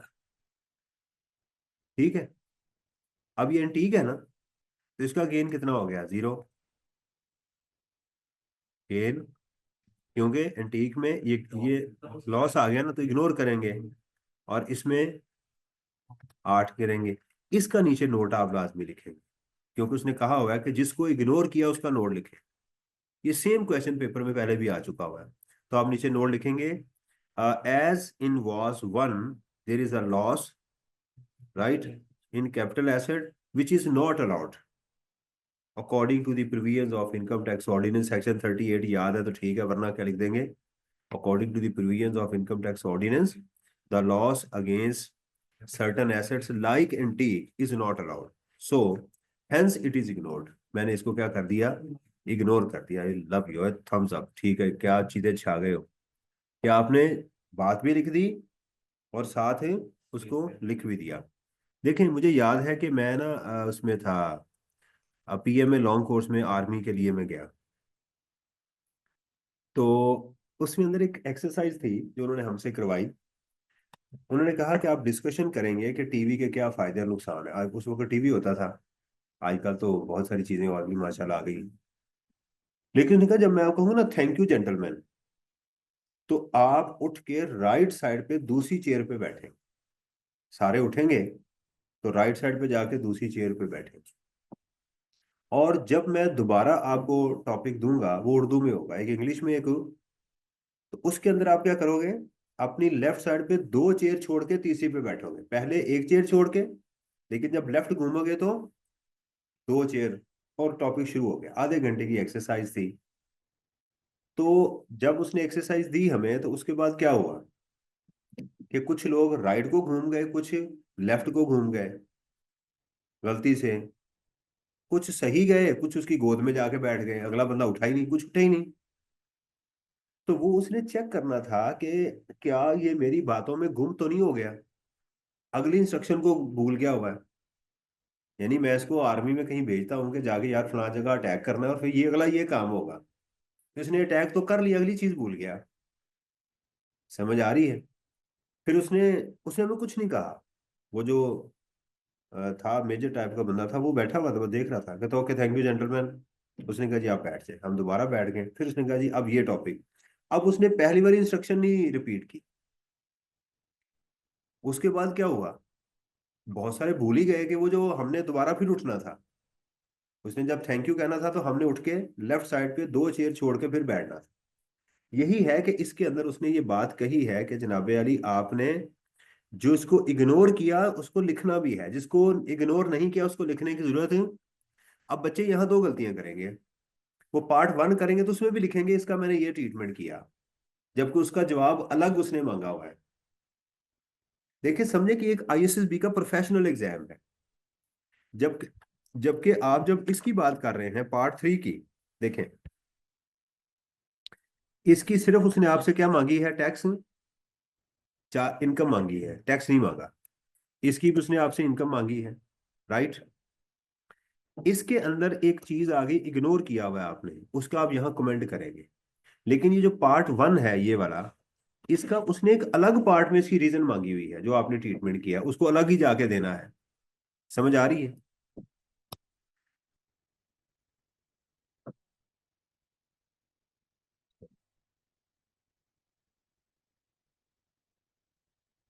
जी बेटा बताता हूँ, अभी पहले इसको जरा हम डिस्कस कर लें फिर उसके ऊपर आ जाते हैं। अब इसके अंदर आप पहले उसका बताएंगे कि उसमें 8,000 रुपये का गेन कैलकुलेट करेंगे। फिर नीचे लिखेंगे रीजन टू इग्नोर वॉज 1। वो रीजन आप बता दें। कहता है जी on 15 January he sold a grey parrot for 3 lakh. जानवर बेचा है। अब सुनिएगा, पहले सोचे जानवर का बेचना कहाँ जा सकता, सैलरी में जा सकता है? हाँ जा सकता है, अगर आपके एम्प्लॉयर ने दिया हुआ है जा सकता है ना। एक तोता पड़ा हुआ है ऑफिस के अंदर, बड़ा खूबसूरत है, 5 लाख रुपए का तोता है, और मुझे उन्होंने फ्री दे दिया, जाओ ले जाओ, मैंने जाके बेच दिया। जा सकता है नहीं? इनकम फ्रॉम रेंट में भी जा सकता है, इनकम फ्रॉम प्रॉपर्टी में भी जा सकता है। मेरे किराएदार के पास तोता था, मैंने वो पैरट ले लिया उससे, फ्री उसने मुझे दे दिया, तो कहाँ जाएगा, वो रेंट का हिस्सा बन जाएगा, है ना। अगर ये मेरा, मैं इसके कारोबार करता हूँ तो बिजनेस में चला जाएगा, और अगर मेरा पर्सनल है तो फिर गायब, क्योंकि ये टैक्सेबल मूवेबल ऐसे टैक्सेबल नहीं होते जो कि सिर्फ लॉ ने कहे हुए। The grey parrot was purchase on July at a price of this for his minor son. ये एग्जाम्प्ट है। इसकी आपको इसका जवाब देना है कि इसका कोई टैक्स, इसका गेन, गेन लिख दें बेशक कि मुझे गेन इसमें हुआ 75,000 का, which is exempt because this is a capital receipt which is not taxable under the income tax ordinance 2001। ये मेरी कैपिटल रिसीट है। भाई मेरा कैपिटल एसेट नहीं है ये, तो होते कैपिटल एसेट तो नहीं होते ना, मूवेबल में आ गया। मेरा बिजनेस भी नहीं है, मेरा पर्सनल है। फ्रिज, कार, एयर कंडीशनर मेरे घर के जो हैं, मेरा मोबाइल फोन, ये एग्जाम्प्ट है क्योंकि ये कैपिटल रिसीट्स है। Understand? On 1 May he sold 6,000 share in Garlic Limited. ठीक है, अदरक लिमिटेड में उसने क्या कर दिया, इसको 6,000 शेयर बेचे हैं। ये कहाँ जाएंगे? एग्जाम्पल भी है जो कल लोग काउंट कर रहे हैं। वो तो बेटा अगर बिजनेस में इस्तेमाल कर रहे हैं और वो सेल्स टैक्स की जब बात करेंगे तो फिर वो एग्जाम्प्ट होंगे। डोमेन ही आपने चेंज कर दी ना, आप सेल्स टैक्स में चले गए हैं, वहां एनिमल्स एग्जाम्प्ट है, लाइव एनिमल्स वहां लिखा हुआ है। ठीक है, वो नहीं डाल देना इधर कि एनिमल एग्जाम्प्ट होते हैं। इनकम टैक्स के अंदर जो चीज बिकी है, राइट, वो देखनी है कि उसका सोर्स क्या था। अच्छा ये कहाँ जाएंगे आप बताएं, ये शेयर बेचे हैं, ये तो कैपिटल गेन में जाएंगे, लेकिन ये सैलरी में जा सकते हैं अगर ये रिस्ट्रिक्टेड हुए तो। अगर एम्प्लॉयर ने दिए हैं और रिस्ट्रिक्टेड हुए तो कहाँ जाएंगे, सैलरी में चले जाए। देखा, मजा आ रहा है ना खेलने का? ठीक है। अगर ये मुझे शेयर्स मिले ही इस साल एम्प्लॉयर से हुए तो फिर सैलरी में भी कुछ हिस्सा जाएगा। ठीक है, तवज्जो करनी है अब ध्यान से। ₹70, 1 मई को उसने बेचे हैं ₹70 के। ये 37 में जाएंगे या 37A में जाएंगे?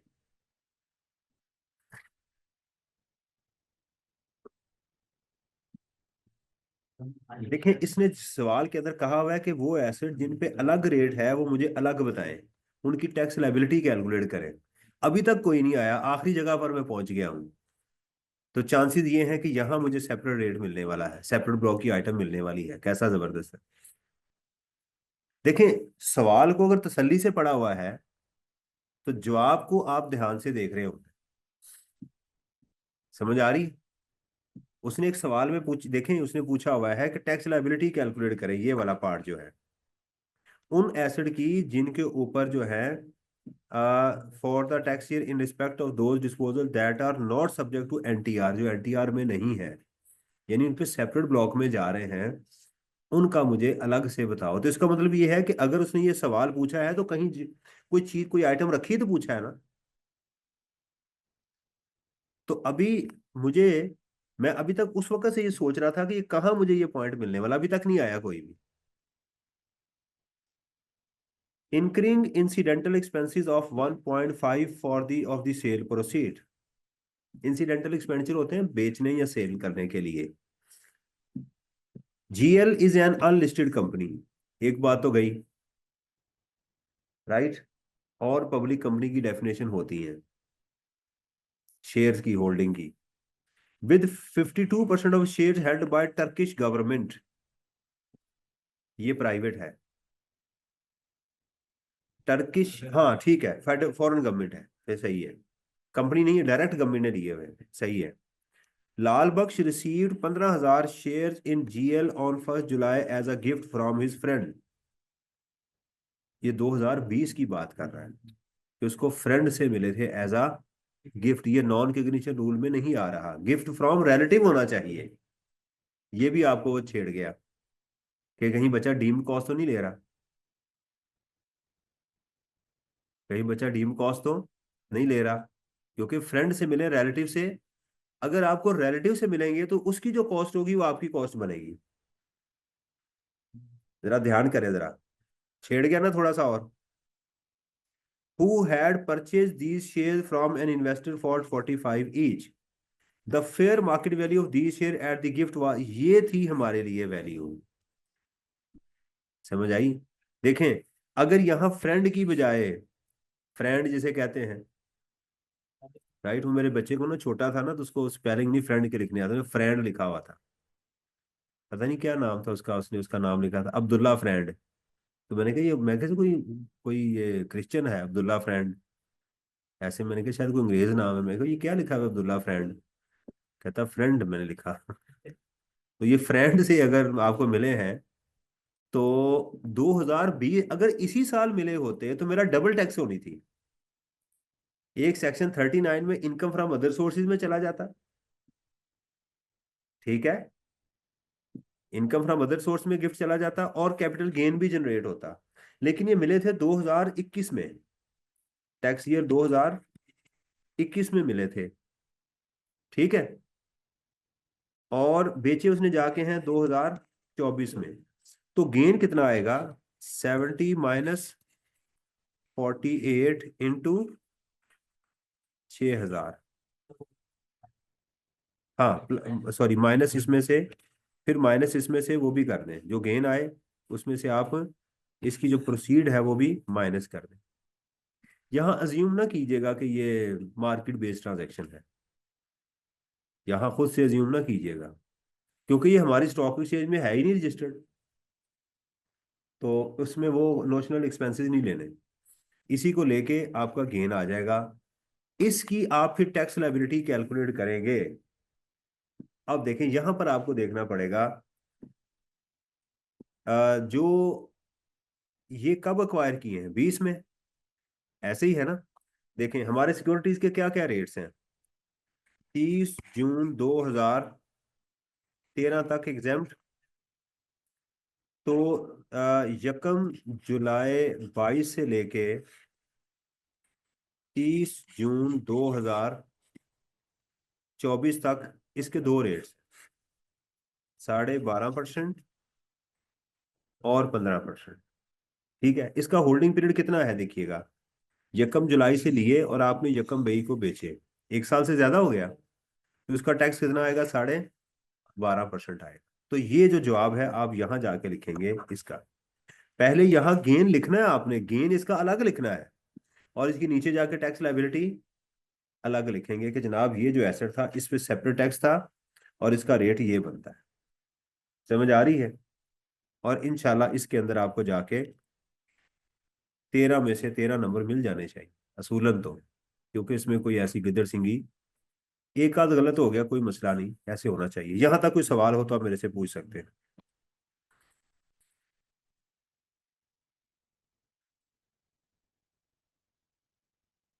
इस ओके, समझ आ गई? तो डिस्पोजल का हर साल वो दे रहा है, हर साल तकरीबन डिस्पोजल का वो क्वेश्चन जो है ना वो टेस्ट कर रहा है, जिसके ऊपर अल्हम्दुलिल्लाह हमने 15 साल पेपर किए हुए हैं। इसमें से 22% में से पास है। हाँ जी, 22% में से पास है। इसमें से तो उसकी वजह क्या हुई होगी कि बच्चों ने ऐसी ग्रिप ली नहीं, पास पेपर किए ही नहीं है। समझ आ रही ना, उसकी तैयारी ठीक नहीं है। अच्छा, मैंने आपको पढ़ के सुनाया है ना, हो सकता है आप भी करें तो गलती कर जाए, इसलिए ये नहीं सोचना। मैंने कहा कि अभी अपने आप को परेशान नहीं करना, मैं सिर्फ आपको अब पेपर पढ़ने का तरीका बता रहा हूँ कि पेपर को पढ़ते कैसे, आइडेंटिफाई कैसे करते। जैसे मैं भूल गया ना यहाँ पर ये नोशनल एक्सपेंस, ये जो इंसिडेंटल एक्सपेंसिव लेना, तो इन्होंने मुझे कहा सर ये भूल गए आप, तो ऐसे हो सकता है बंदा प्रेशर में कोई चीज, कोई मसला नहीं, परेशान नहीं होना। ओके जी, अभी देखें मैंने पेपर पढ़ा ही नहीं बाकी कि क्या है, मैं बाकी दुनिया से वराउल वराव, अपनी दुल्हन की तरफ तवज्जो करें बस। आपको पता बराती कौन है कौन नहीं बारात में आया होगा, ऐसे ही होता है ना। अच्छा जी,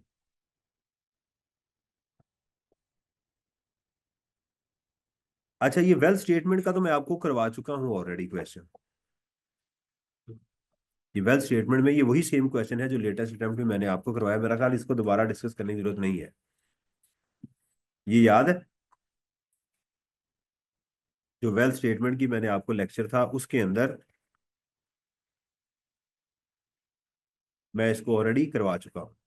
चले, न्यूमेरिकल के अलावा फर्ज करें कि आपने वेल्थ स्टेटमेंट को अब टिका दिया, लेकिन ये समझे, याद रखें ये पार्ट बी है किसी सवाल का, ये फुल फ्लेज क्वेश्चन नहीं है। क्वेश्चन नंबर 3 हो गया। जब आप क्वेश्चन एग्जाम में पूरा कर लेना तो उसको किसी तरीके से क्रॉस कर दें, और अगर उसका कोई एक पार्ट किया तो क्वेश्चन के ऊपर क्रॉस ना लगाएं, उसके पार्ट के ऊपर क्रॉस लगाएं। ये मैं टाइम मैनेजमेंट आपको सिखा रहा हूँ, अंडरस्टैंड? सेकंड जो पॉइंट इसमें से एक और स्कीम में से माइनस करेंगे। अच्छा, इसको देख लेते हैं कि हमारा जवाब उसके मुताबिक मिलता भी है कि नहीं मिलता। ये क्वेश्चन नंबर 4 था, 3 था।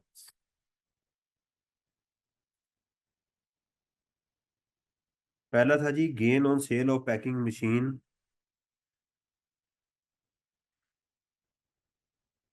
हाँ ये हो गया ना। और तीसरा था एक्सपोर्ट ऑफ मशीनरी, ये भी। कहाँ पे?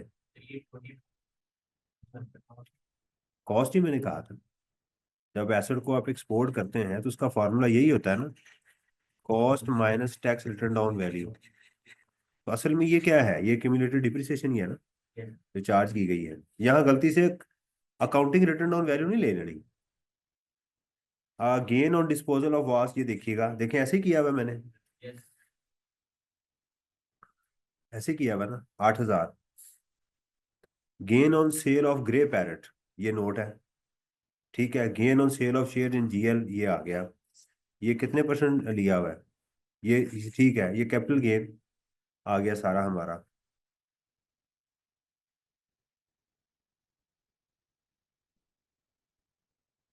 Reason of ignoring the grey parrot, ये वैसे जो ग्रे पैरेट था ऊपर भी लिखा जा सकता है यहाँ पर भी,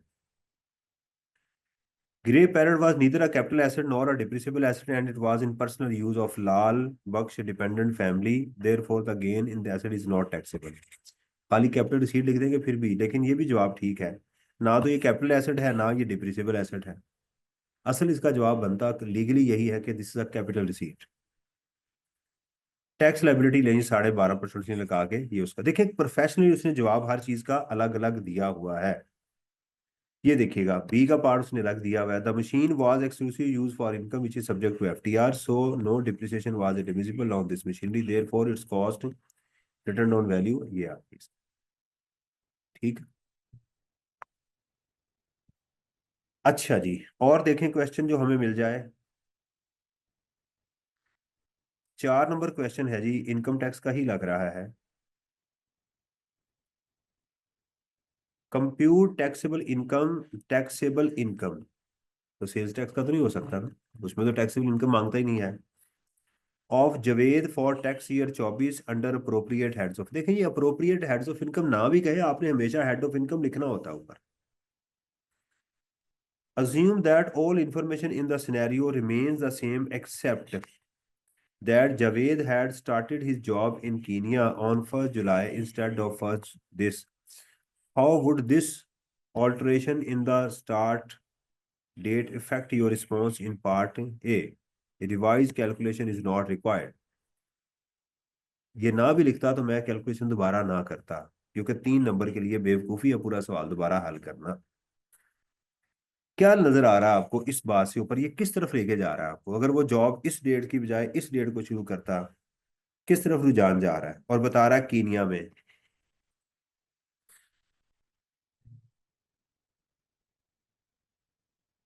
एक और,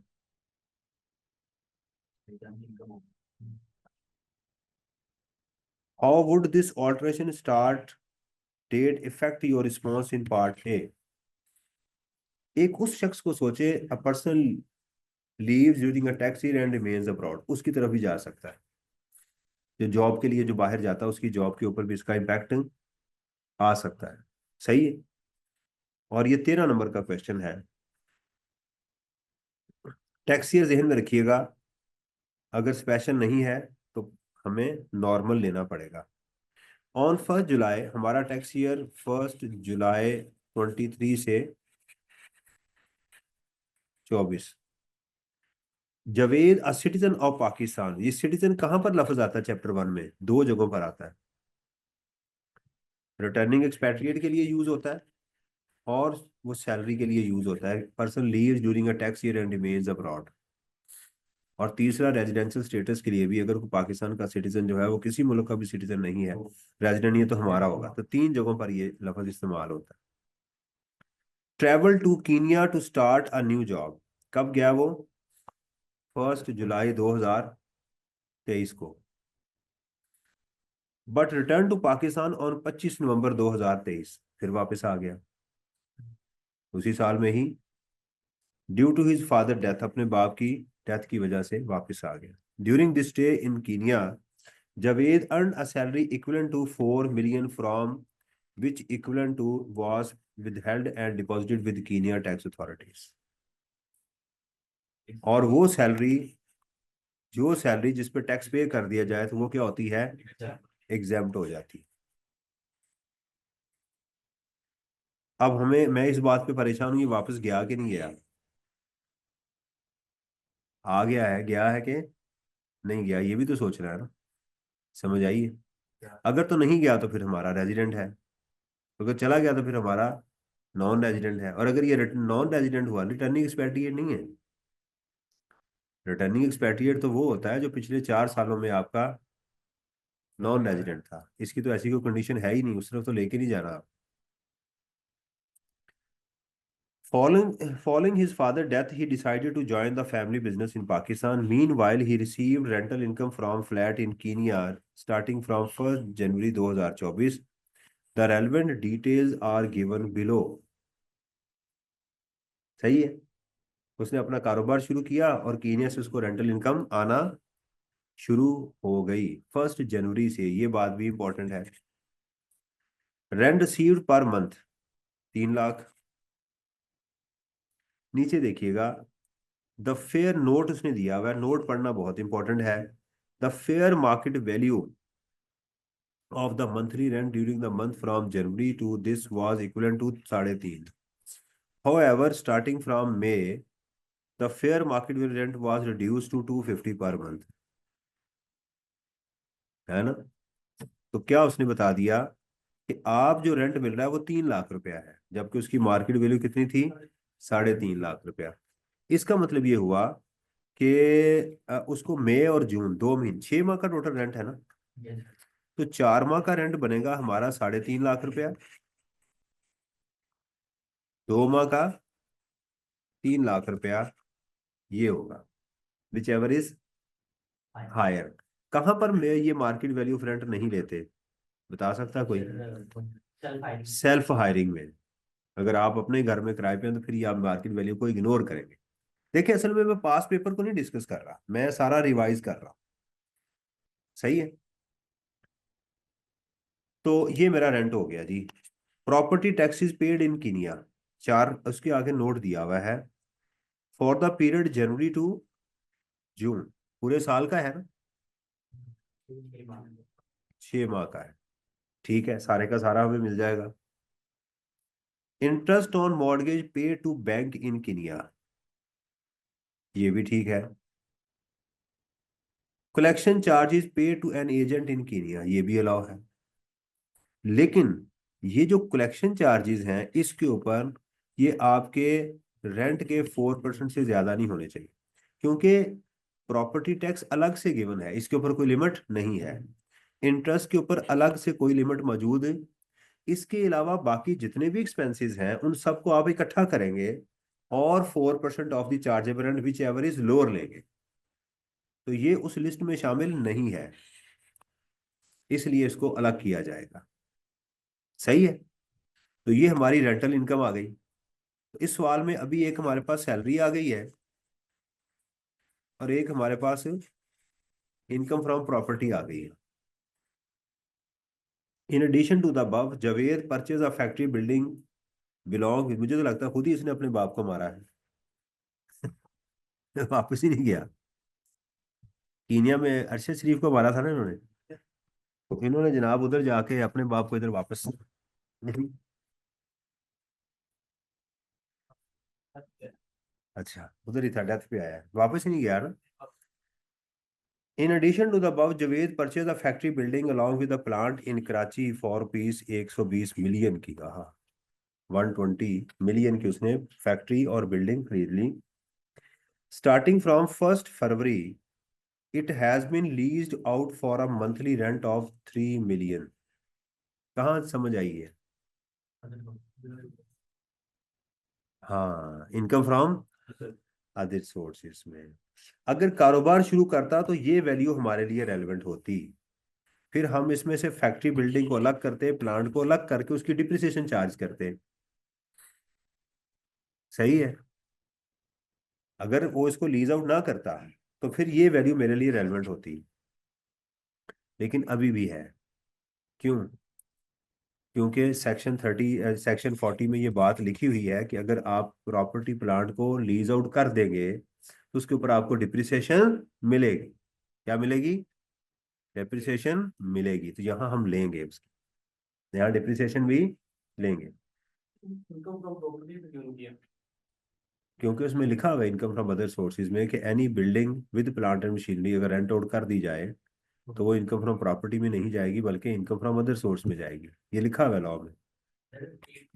और जो उसमें दिखा है कि उसने एक बिल्डिंग ली है और यूटिलिटी और अमेनिटीज के साथ सर उसने एक दी है जिनके रेंट में, उसमें सिर्फ बिल्डिंग का उसने अलग रेंट बताया है, यूटिलिटी और अमेनिटीज का उसने अलग बताया है। तो हाँ, उसकी क्वेश्चन के ट्रीटमेंट के अंदर बिल्डिंग को जो सा वो इनकम को प्रॉपर्टी के अंदर लेके गया है और यूटिलिटी और अमेनिटी को अलग लेके गया है।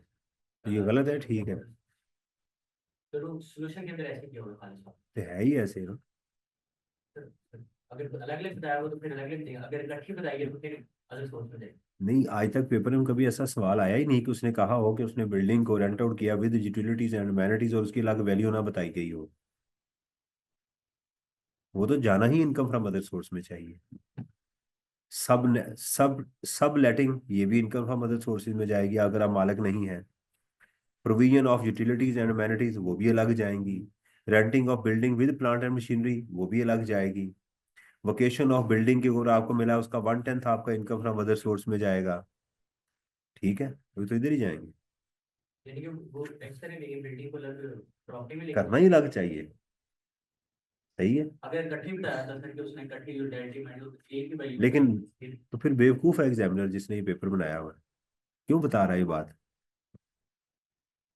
मुझे ये क्यों, मतलब मैं आपको ये बताऊं यार मेरी कल शादी है, कल मेरी शादी है, कल मेरी शादी है, तो आप कहें यार ये क्यों बता रहे हैं मुझे? आपकी शादी है, आपको मुबारक हो, मुझे दावत देनी है आपने। ठीक है, तो कोई मकसद तो होना चाहिए ना। आज तक मैंने नहीं देखा कि उसने ये बात कही और खामोश हो। अगर ऐसी कोई चवल बच जाए तो फिर उसको रेंटल इनकम में लेके जाए। सही है। Considering the nature of the installed plant and factory requires renovation every 3 years. Before renting out the factory building, Javed incurred renovation expenses of this on the factory building. अब यहाँ पर एक गलती मुझे जो नजर आ रही है वो ये आ रही है कि मैंने इसके ऊपर डिप्रिसिएशन लेनी थी, वो कहाँ कैसे लूँ? क्योंकि बिल्डिंग की रेट और है, प्लांट का और है रेट। मुझे इसका उसने अलग अलग मुझे मार्केट वैल्यू देनी चाहिए थी, जो उसने नहीं दी। अब मुझे क्या करना है, इसका 50-50 ले लेना है, अज्यूम करके कि इसमें से 120 में से 60 मिलियन की बिल्डिंग है और 60 मिलियन का, ये मुझे अब अजम्पशन लिखनी पड़ेगी पेपर में क्योंकि सवाल के अंदर ये चीज मौजूद हो सकता है। सोल्यूशन में भी उसने इग्नोर किया चौधरी ने, हो सकता है, लेकिन लेनी है। लॉ में बड़ा कैटेगोरिकल लिखा हुआ है सेक्शन 40 के अंदर कि आप अगर प्लांट एंड मशीनरी को रेंट आउट करेंगे तो प्लांट के ऊपर इनिशियल अलाउंस भी मिलेगा। वो ऐसे ही है जैसे बिजनेस में इस्तेमाल कर रहे हैं, बिल्कुल उसका ट्रीटमेंट सेम होगा। ओके, ये चीज आ गई। चलें अब इसका कंप्यूट किया है। और अच्छा, अगर उसने ये बात कही है कि अगर 1 जुलाई के बाद वो ही that Javed had started his job in Kenya on 1 July 2022 instead of 1 July 2000, अगर 1 साल पीछे चला जाता तो आपका इसमें रिस्पॉन्स क्या होता? भाई इसमें रिस्पॉन्स यही हो सकता था ना कि ये जो इनकम है उसकी, ये जो अर्न की है उसने, क्योंकि और तो मुझे कोई चीज नजर नहीं आ रही। वो कहता है कि यहाँ जो है वो कीनिया जाने की बजाय अगर यहाँ कीनिया चला जाता तो फिर आपके जवाब में क्या चीज आती? ये सैलरी डिवाइड हो सकती थी, और क्या नजर आ रहा है इसमें? हाँ जी, मुझे तो कोई फर्क नजर नहीं आ रहा भाई उसकी। अगर एक बंदा जो है वो यहाँ चला, यहाँ वापस आ गया पाकिस्तान में, तो हमारा रेजिडेंट है।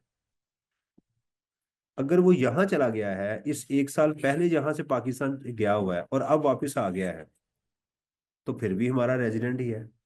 अगर 25 नवंबर को वापस आ गया हुआ है तो फिर भी हमारा रेजिडेंट ही है। कौन से रेट? कौन सा? रेट तो वही रहेगी, रेट वही रहेगा। कौन सा रेट? बैंक इसकी कंप्लेन 12.5% या 15%। 12% कहाँ है बेटा? आपने खुद अज्यूम किया ना। कहाँ पे? मैंने कहाँ ज्यूम किया? नहीं, वो तो पिछले सवाल में हमने किया था। वो सिक्योरिटीज का था, वो सिक्योरिटीज का था।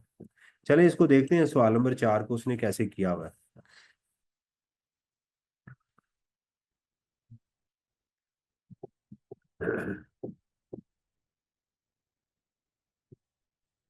इनकम फ्रॉम सैलरी देखें जी, उसने पहले उसका नाम लिखा और हेडिंग लिख दी। वैसे मैं तो इस बात से डिसएग्री हूँ कि ये फॉर द ईयर नहीं होना चाहिए। बहरहाल लिख दें, आप भी जैसे एग्जामिनर लिख रहा है, नो इशू। ये एग्जाम नीचे जाके इसको माइनस किया होगा लाजमी इसने, ये यहाँ किया है ना। मेरा ख्याल तो ये था कि आप यहीं लिख के इसको यहीं एग्जाम पे कर दें। ठीक है, जो हमारा ऊपर फीस लाजमी लिखें। इनकम फ्रॉम प्रॉपर्टी फॉरेन, ये देखिएगा ये बिल्कुल ठीक है हमारा जवाब। रिपेयर आपने माइनस कर दी। कलेक्शन चार्जेस लोअर ऑफ 4% लिखें, वो भी आपने माइनस कर दिए। Property tax in Kenya minus कर दिया। इंटरेस्ट भी आपने माइनस कर दी। लॉस फ्रॉम प्रॉपर्टी ये सेट ऑफ हो सकती है, ये सेट ऑफ नहीं हो सकती। फॉरेन हाँ, ये सेट ऑफ, फॉरेन ये सिर्फ क्या होगी, कैरी फॉरवर्ड होगी। उसके बाद है जी income from other sources, rent receive from the factory and building 15 million की आ गई। डेप्रिसिएशन, ये क्या किया उसने, वो उसमें रेनोवेशन उसकी कॉस्ट में इसको वो कैपिटलाइज तो कर दिया ऐड होना वो ठीक है, रेनोवेशन जो है उसके अंदर कैपिटलाइज होना चाहिए, लेकिन उसने फैक्ट्री सारी प्लांट किधर गया, सारी दिल्ली ये गलत है। I disagree, I totally disagree with this statement. भाई उसने खुद, जब आपने कहा कि ये प्लांट भी और एक फैक्ट्री बिल्डिंग ली है, यही कहा है ना उसने। हाँ जी, तो प्लांट पे क्यों नहीं ली। नहीं, गलत अजम्पशन नहीं, क्यों नहीं ली, पेपर में सवाल में ही गलती है।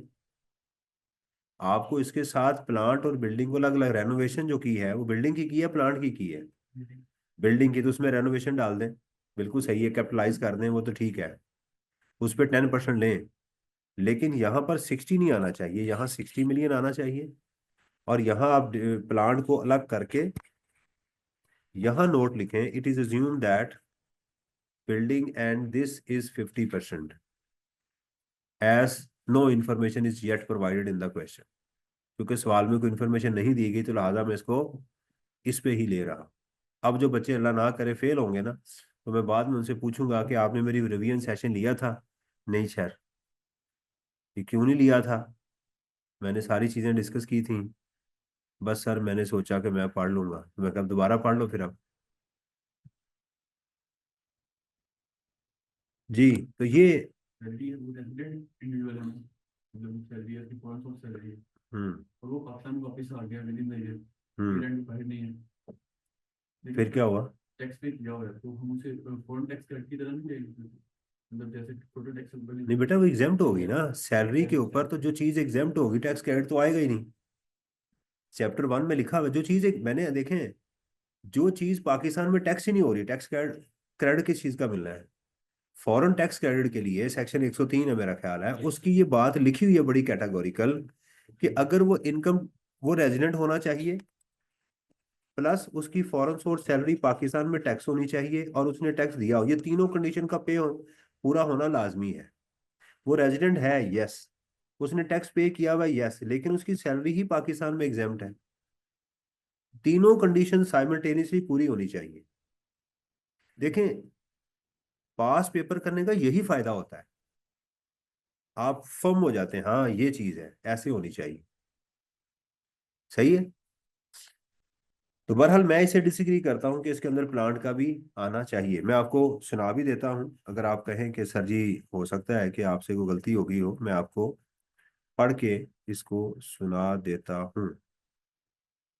थोड़ी शेखी भी मालूम ना अपनी में, ऑर्डिनेंस अल्लाह खैर करे मिल जाए मुझे। प्लान पे इनिशियल अलाउंस देंगे पहले फीडर प्रिंसिपल के अंदर हाँ जी, प्लान पे इनिशियल अलाउंस पहले इनिशियल लॉस लेंगे, क्योंकि मैं ये भी अज्यूम करूंगा कि नया है। अगर आप कहेंगे फैक्ट्री, अज्यूम भी कर सकते हैं कि ये पुराना है, फिर आपको लिख दें इसके अंदर। देखिए, हम इनकम टैक्स ऑर्डिनेंस में यहाँ से लेता हूँ,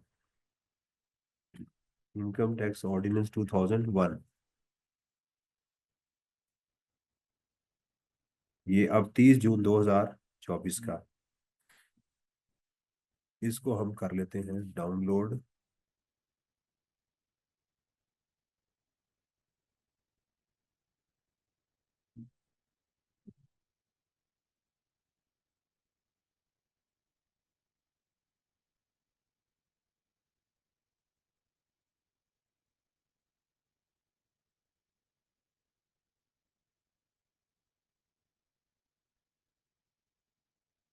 ये देखिए, यहाँ पर हम इसको लेते हैं सेक्शन 40,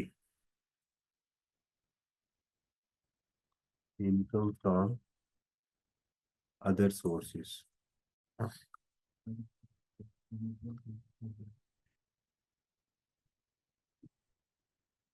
ये आ गया। मैंने इसलिए ऑर्डिनेंस उठाया कि आप कहेंगे सर फलां की किताब में ये लिखा, फलां की किताब में ये लिखा हुआ है, हम कानून की किताब में से पढ़ लेते हैं।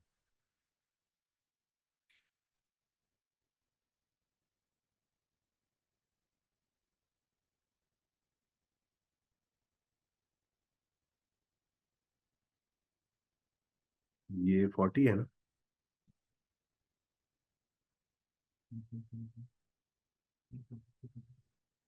ये देखिएगा क्या लिखा हुआ है।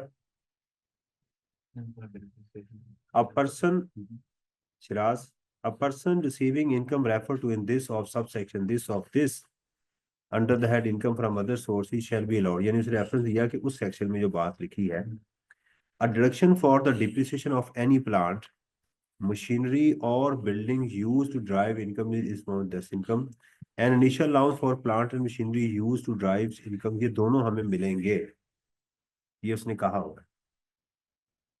तो जब कहा गया है कि आपको मिलने चाहिए तो मिलेंगे, ठीक है।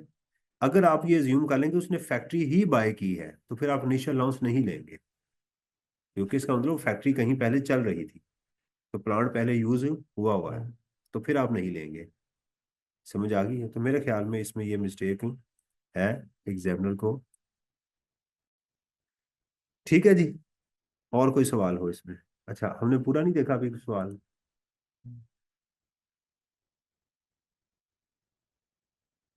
तो हमारी ये आ गई जी, टोटल इनकम ये आ गई हमारी, less exempt income from salary 4 million. बहरहाल ऊपर ही हमने नहीं लेनी थी, हमारी यही आ जानी थी, टैक्सेबल इनकम हमारे पास यही आ गई। ठीक हो गया जी।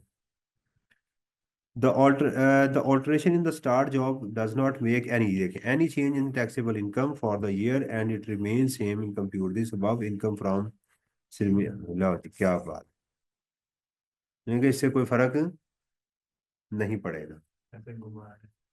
ये भी तो है ना, वो खानी सज्जी मारनी कभी, तो ये भी तो, ये एग्जाम का हिस्सा है, ये एग्जाम का हिस्सा है, क्वेश्चन को रीड करके उसका जवाब देना।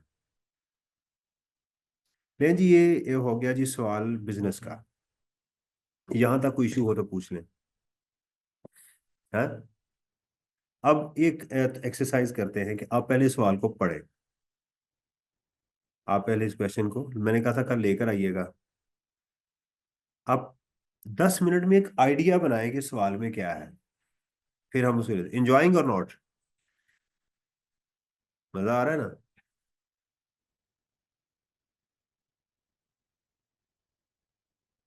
ये कौन सा, अच्छा, इनका एक सवाल है जी, इन्होंने सैलरी से सवाल किया है, मैं आपको पढ़ के सुना देता हूँ। अगर सैलरी में हमें 1 लाख एक्सपेंडिचर के गिवन हो, लेकिन एक्चुअल एक्सपेंडिचर 40,000 हैं, तो क्या बाकी 60,000 रुपया हम ऐड करेंगे या नहीं करेंगे? देखें, ये सिर्फ एक ही जगह ये बार बार पेपर में पॉइंट आया हुआ है, वो आया है ट्रैवलिंग और डेली अलाउंस के ऊपर। एक बंदे को पाकिस्तान से या कहीं भेजा और उसको उसने टीए डीए दे दिया कि जाओ भी ये काम करके आओ, और 1 लाख रुपए दे दिया, उसका एक्चुअल एक्सपेंस 40,000 रुपया आया हुआ है। तो सिर्फ उसी की मैं कॉन्टेक्स्ट में भी बात कर रहा हूँ, तो उसमें एक आई कैप ने इसको इग्नोर किया हुआ है और लिया हुआ है for the purpose of the business only, for the purpose of, कानून में कोई ऐसी चीज नहीं लिखी हुई, राइट, प्रैक्टिकली ही ये ऐसे हो रहा है कि हम उस सैलरी की, एम्प्लॉय की सैलरी में कुछ भी नहीं लेते। आप भी यही करें। कानून, आप कहें सर कहाँ लिखा हुआ है? कहीं भी नहीं लिखा हुआ। कानूनन लेंगे तो 60,000 रुपये फिर ऐड होना चाहिए, आई कैप ले रहा है, प्रैक्टिस में भी ऐसे ही है, आप भी ऐसे ही करें।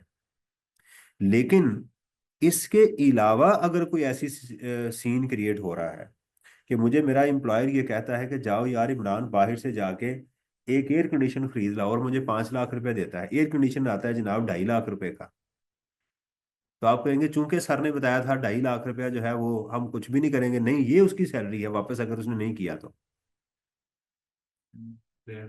ये बिजनेस पर्पज से नहीं है ना, ये तो उसने मुझे दिया जाके ले आओ, मैं 2.5 लाख रुपया खा गया हूँ, बताया भी नहीं ऑफिस, बेशक नहीं बताया, ये चोरी है, ये टोटली टैक्सेबल है आपकी सैलरी में। लॉ ने चोरी को कहीं भी एग्जाम नहीं किया हुआ, डकैती को, चोरी को, हेरोइन को, चर्च का बेचना, नजराना, पीरी फकीरी, ये सारे टैक्सेबल हैं। समझ आ गई? तो ये है। Hope you got the answer. एक पॉइंट होता है स्पेशल डिस्काउंट, आप उसको क्लेम करते हैं किसमें, सेल्स टैक्स में? सैलरी में स्पेशल डिस्काउंट को एम्प्लॉय किस में? मतलब कोई चीज खरीदने गया था, वो बेचते थे, तो अपनी एम्प्लॉय स्पेशल। कोई बताएं, कोई ऐसा है एक कोई? लाख की चीज है 40,000 की। मुझे पहले सीन समझाया ना, उसके मुताबिक मैं जवाब देता हूँ। फिर एक आता है मुझे? जी बताएं। फिर एक एम्प्लॉय मतलब वो फर्नीचर सेल करते हैं, और उसने अपने एम्प्लॉय ने उससे कोई चीज परचेज किया, उसने इस पे हाथ पे उस पे फर्नीचर किसका है? ठीक है। फर्नीचर का कारोबार है। सर मैं काम करता हूँ, मैं एम्प्लॉई हूँ उस कंपनी का। आपको डिस्काउंट देते हैं, special discount, in the basis of मतलब एम्प्लॉयमेंट 20% डिस्काउंट देंगे, वो आपकी सैलरी में ऐड होगा। हाँ हाँ बिल्कुल, ये सैलरी में ऐड होना चाहिए। क्यों? उसकी वजह ये है कि कोई भी एसेट किसी एम्प्लॉय को दिया जाए, वो उसकी सैलरी गिना जाता है। दोबारा सुन लीजिएगा, वो शेयर्स हो, वो घर हो, वो प्लॉट हो, कोई भी चीज हो, जो आपको दी जाए वो आपकी सैलरी कहलाती है, पहली बात। हाँ, अगर आपने कोई पेमेंट, उस दिन की मार्केट वैल्यू आपकी सैलरी कहलाएगी। टाइम फ्रेम नहीं लेते। जब एसेट ट्रांसफर कर दिया जाए तो टाइम फ्रेम नहीं लेते। जब एसेट आपको यूज के लिए दिया जाए तो फिर वक्त लेते हैं। 6 महीने के लिए है तो लोन भी 6 महीने 7 महीने कैलकुलेशन करेंगे। अब वो फर्नीचर था 1 लाख रुपए का, मुझे दे दिया गया जनाब वो 75,000 का। राइट? तो 1 लाख रुपए मेरी सैलरी थी, 75,000 मैंने पे कर दिया, 25,000 रुपये मेरी सैलरी में आना चाहिए। हाँ, अगर वो नॉर्मल डिस्काउंट ही दे रहे हैं सबको, तो फिर तो उसकी मार्केट वैल्यू ही 75,000 है, फिर तो मेरी सैलरी में कुछ भी नहीं जाएगा। मेरे ऊपर कोई एहसान तो नहीं किया उन्होंने। काम करे को। हाँ, वो एहसान टोटली टैक्सेबल है। In case of services, in case of goods, ये एहसान 3 जगहों पर आपको बताया था कि एग्जाम्प्ट होगा। ही ही हॉस्पिटल एक, हाँ हो गई। दूसरी होटल्स, हॉस्पिटल, रेस्टोरेंट वगैरह जो हैं, और एजुकेशन इंस्टीट्यूशन। ये इदारे अपने एम्प्लॉयज को अपनी गुड्स या सर्विसेज दें सब्सिडाइज वैल्यू पे, इनके लिए टैक्स नहीं होगी। सही है? तो ये क्वेश्चन देखें, इसको देख करते हैं।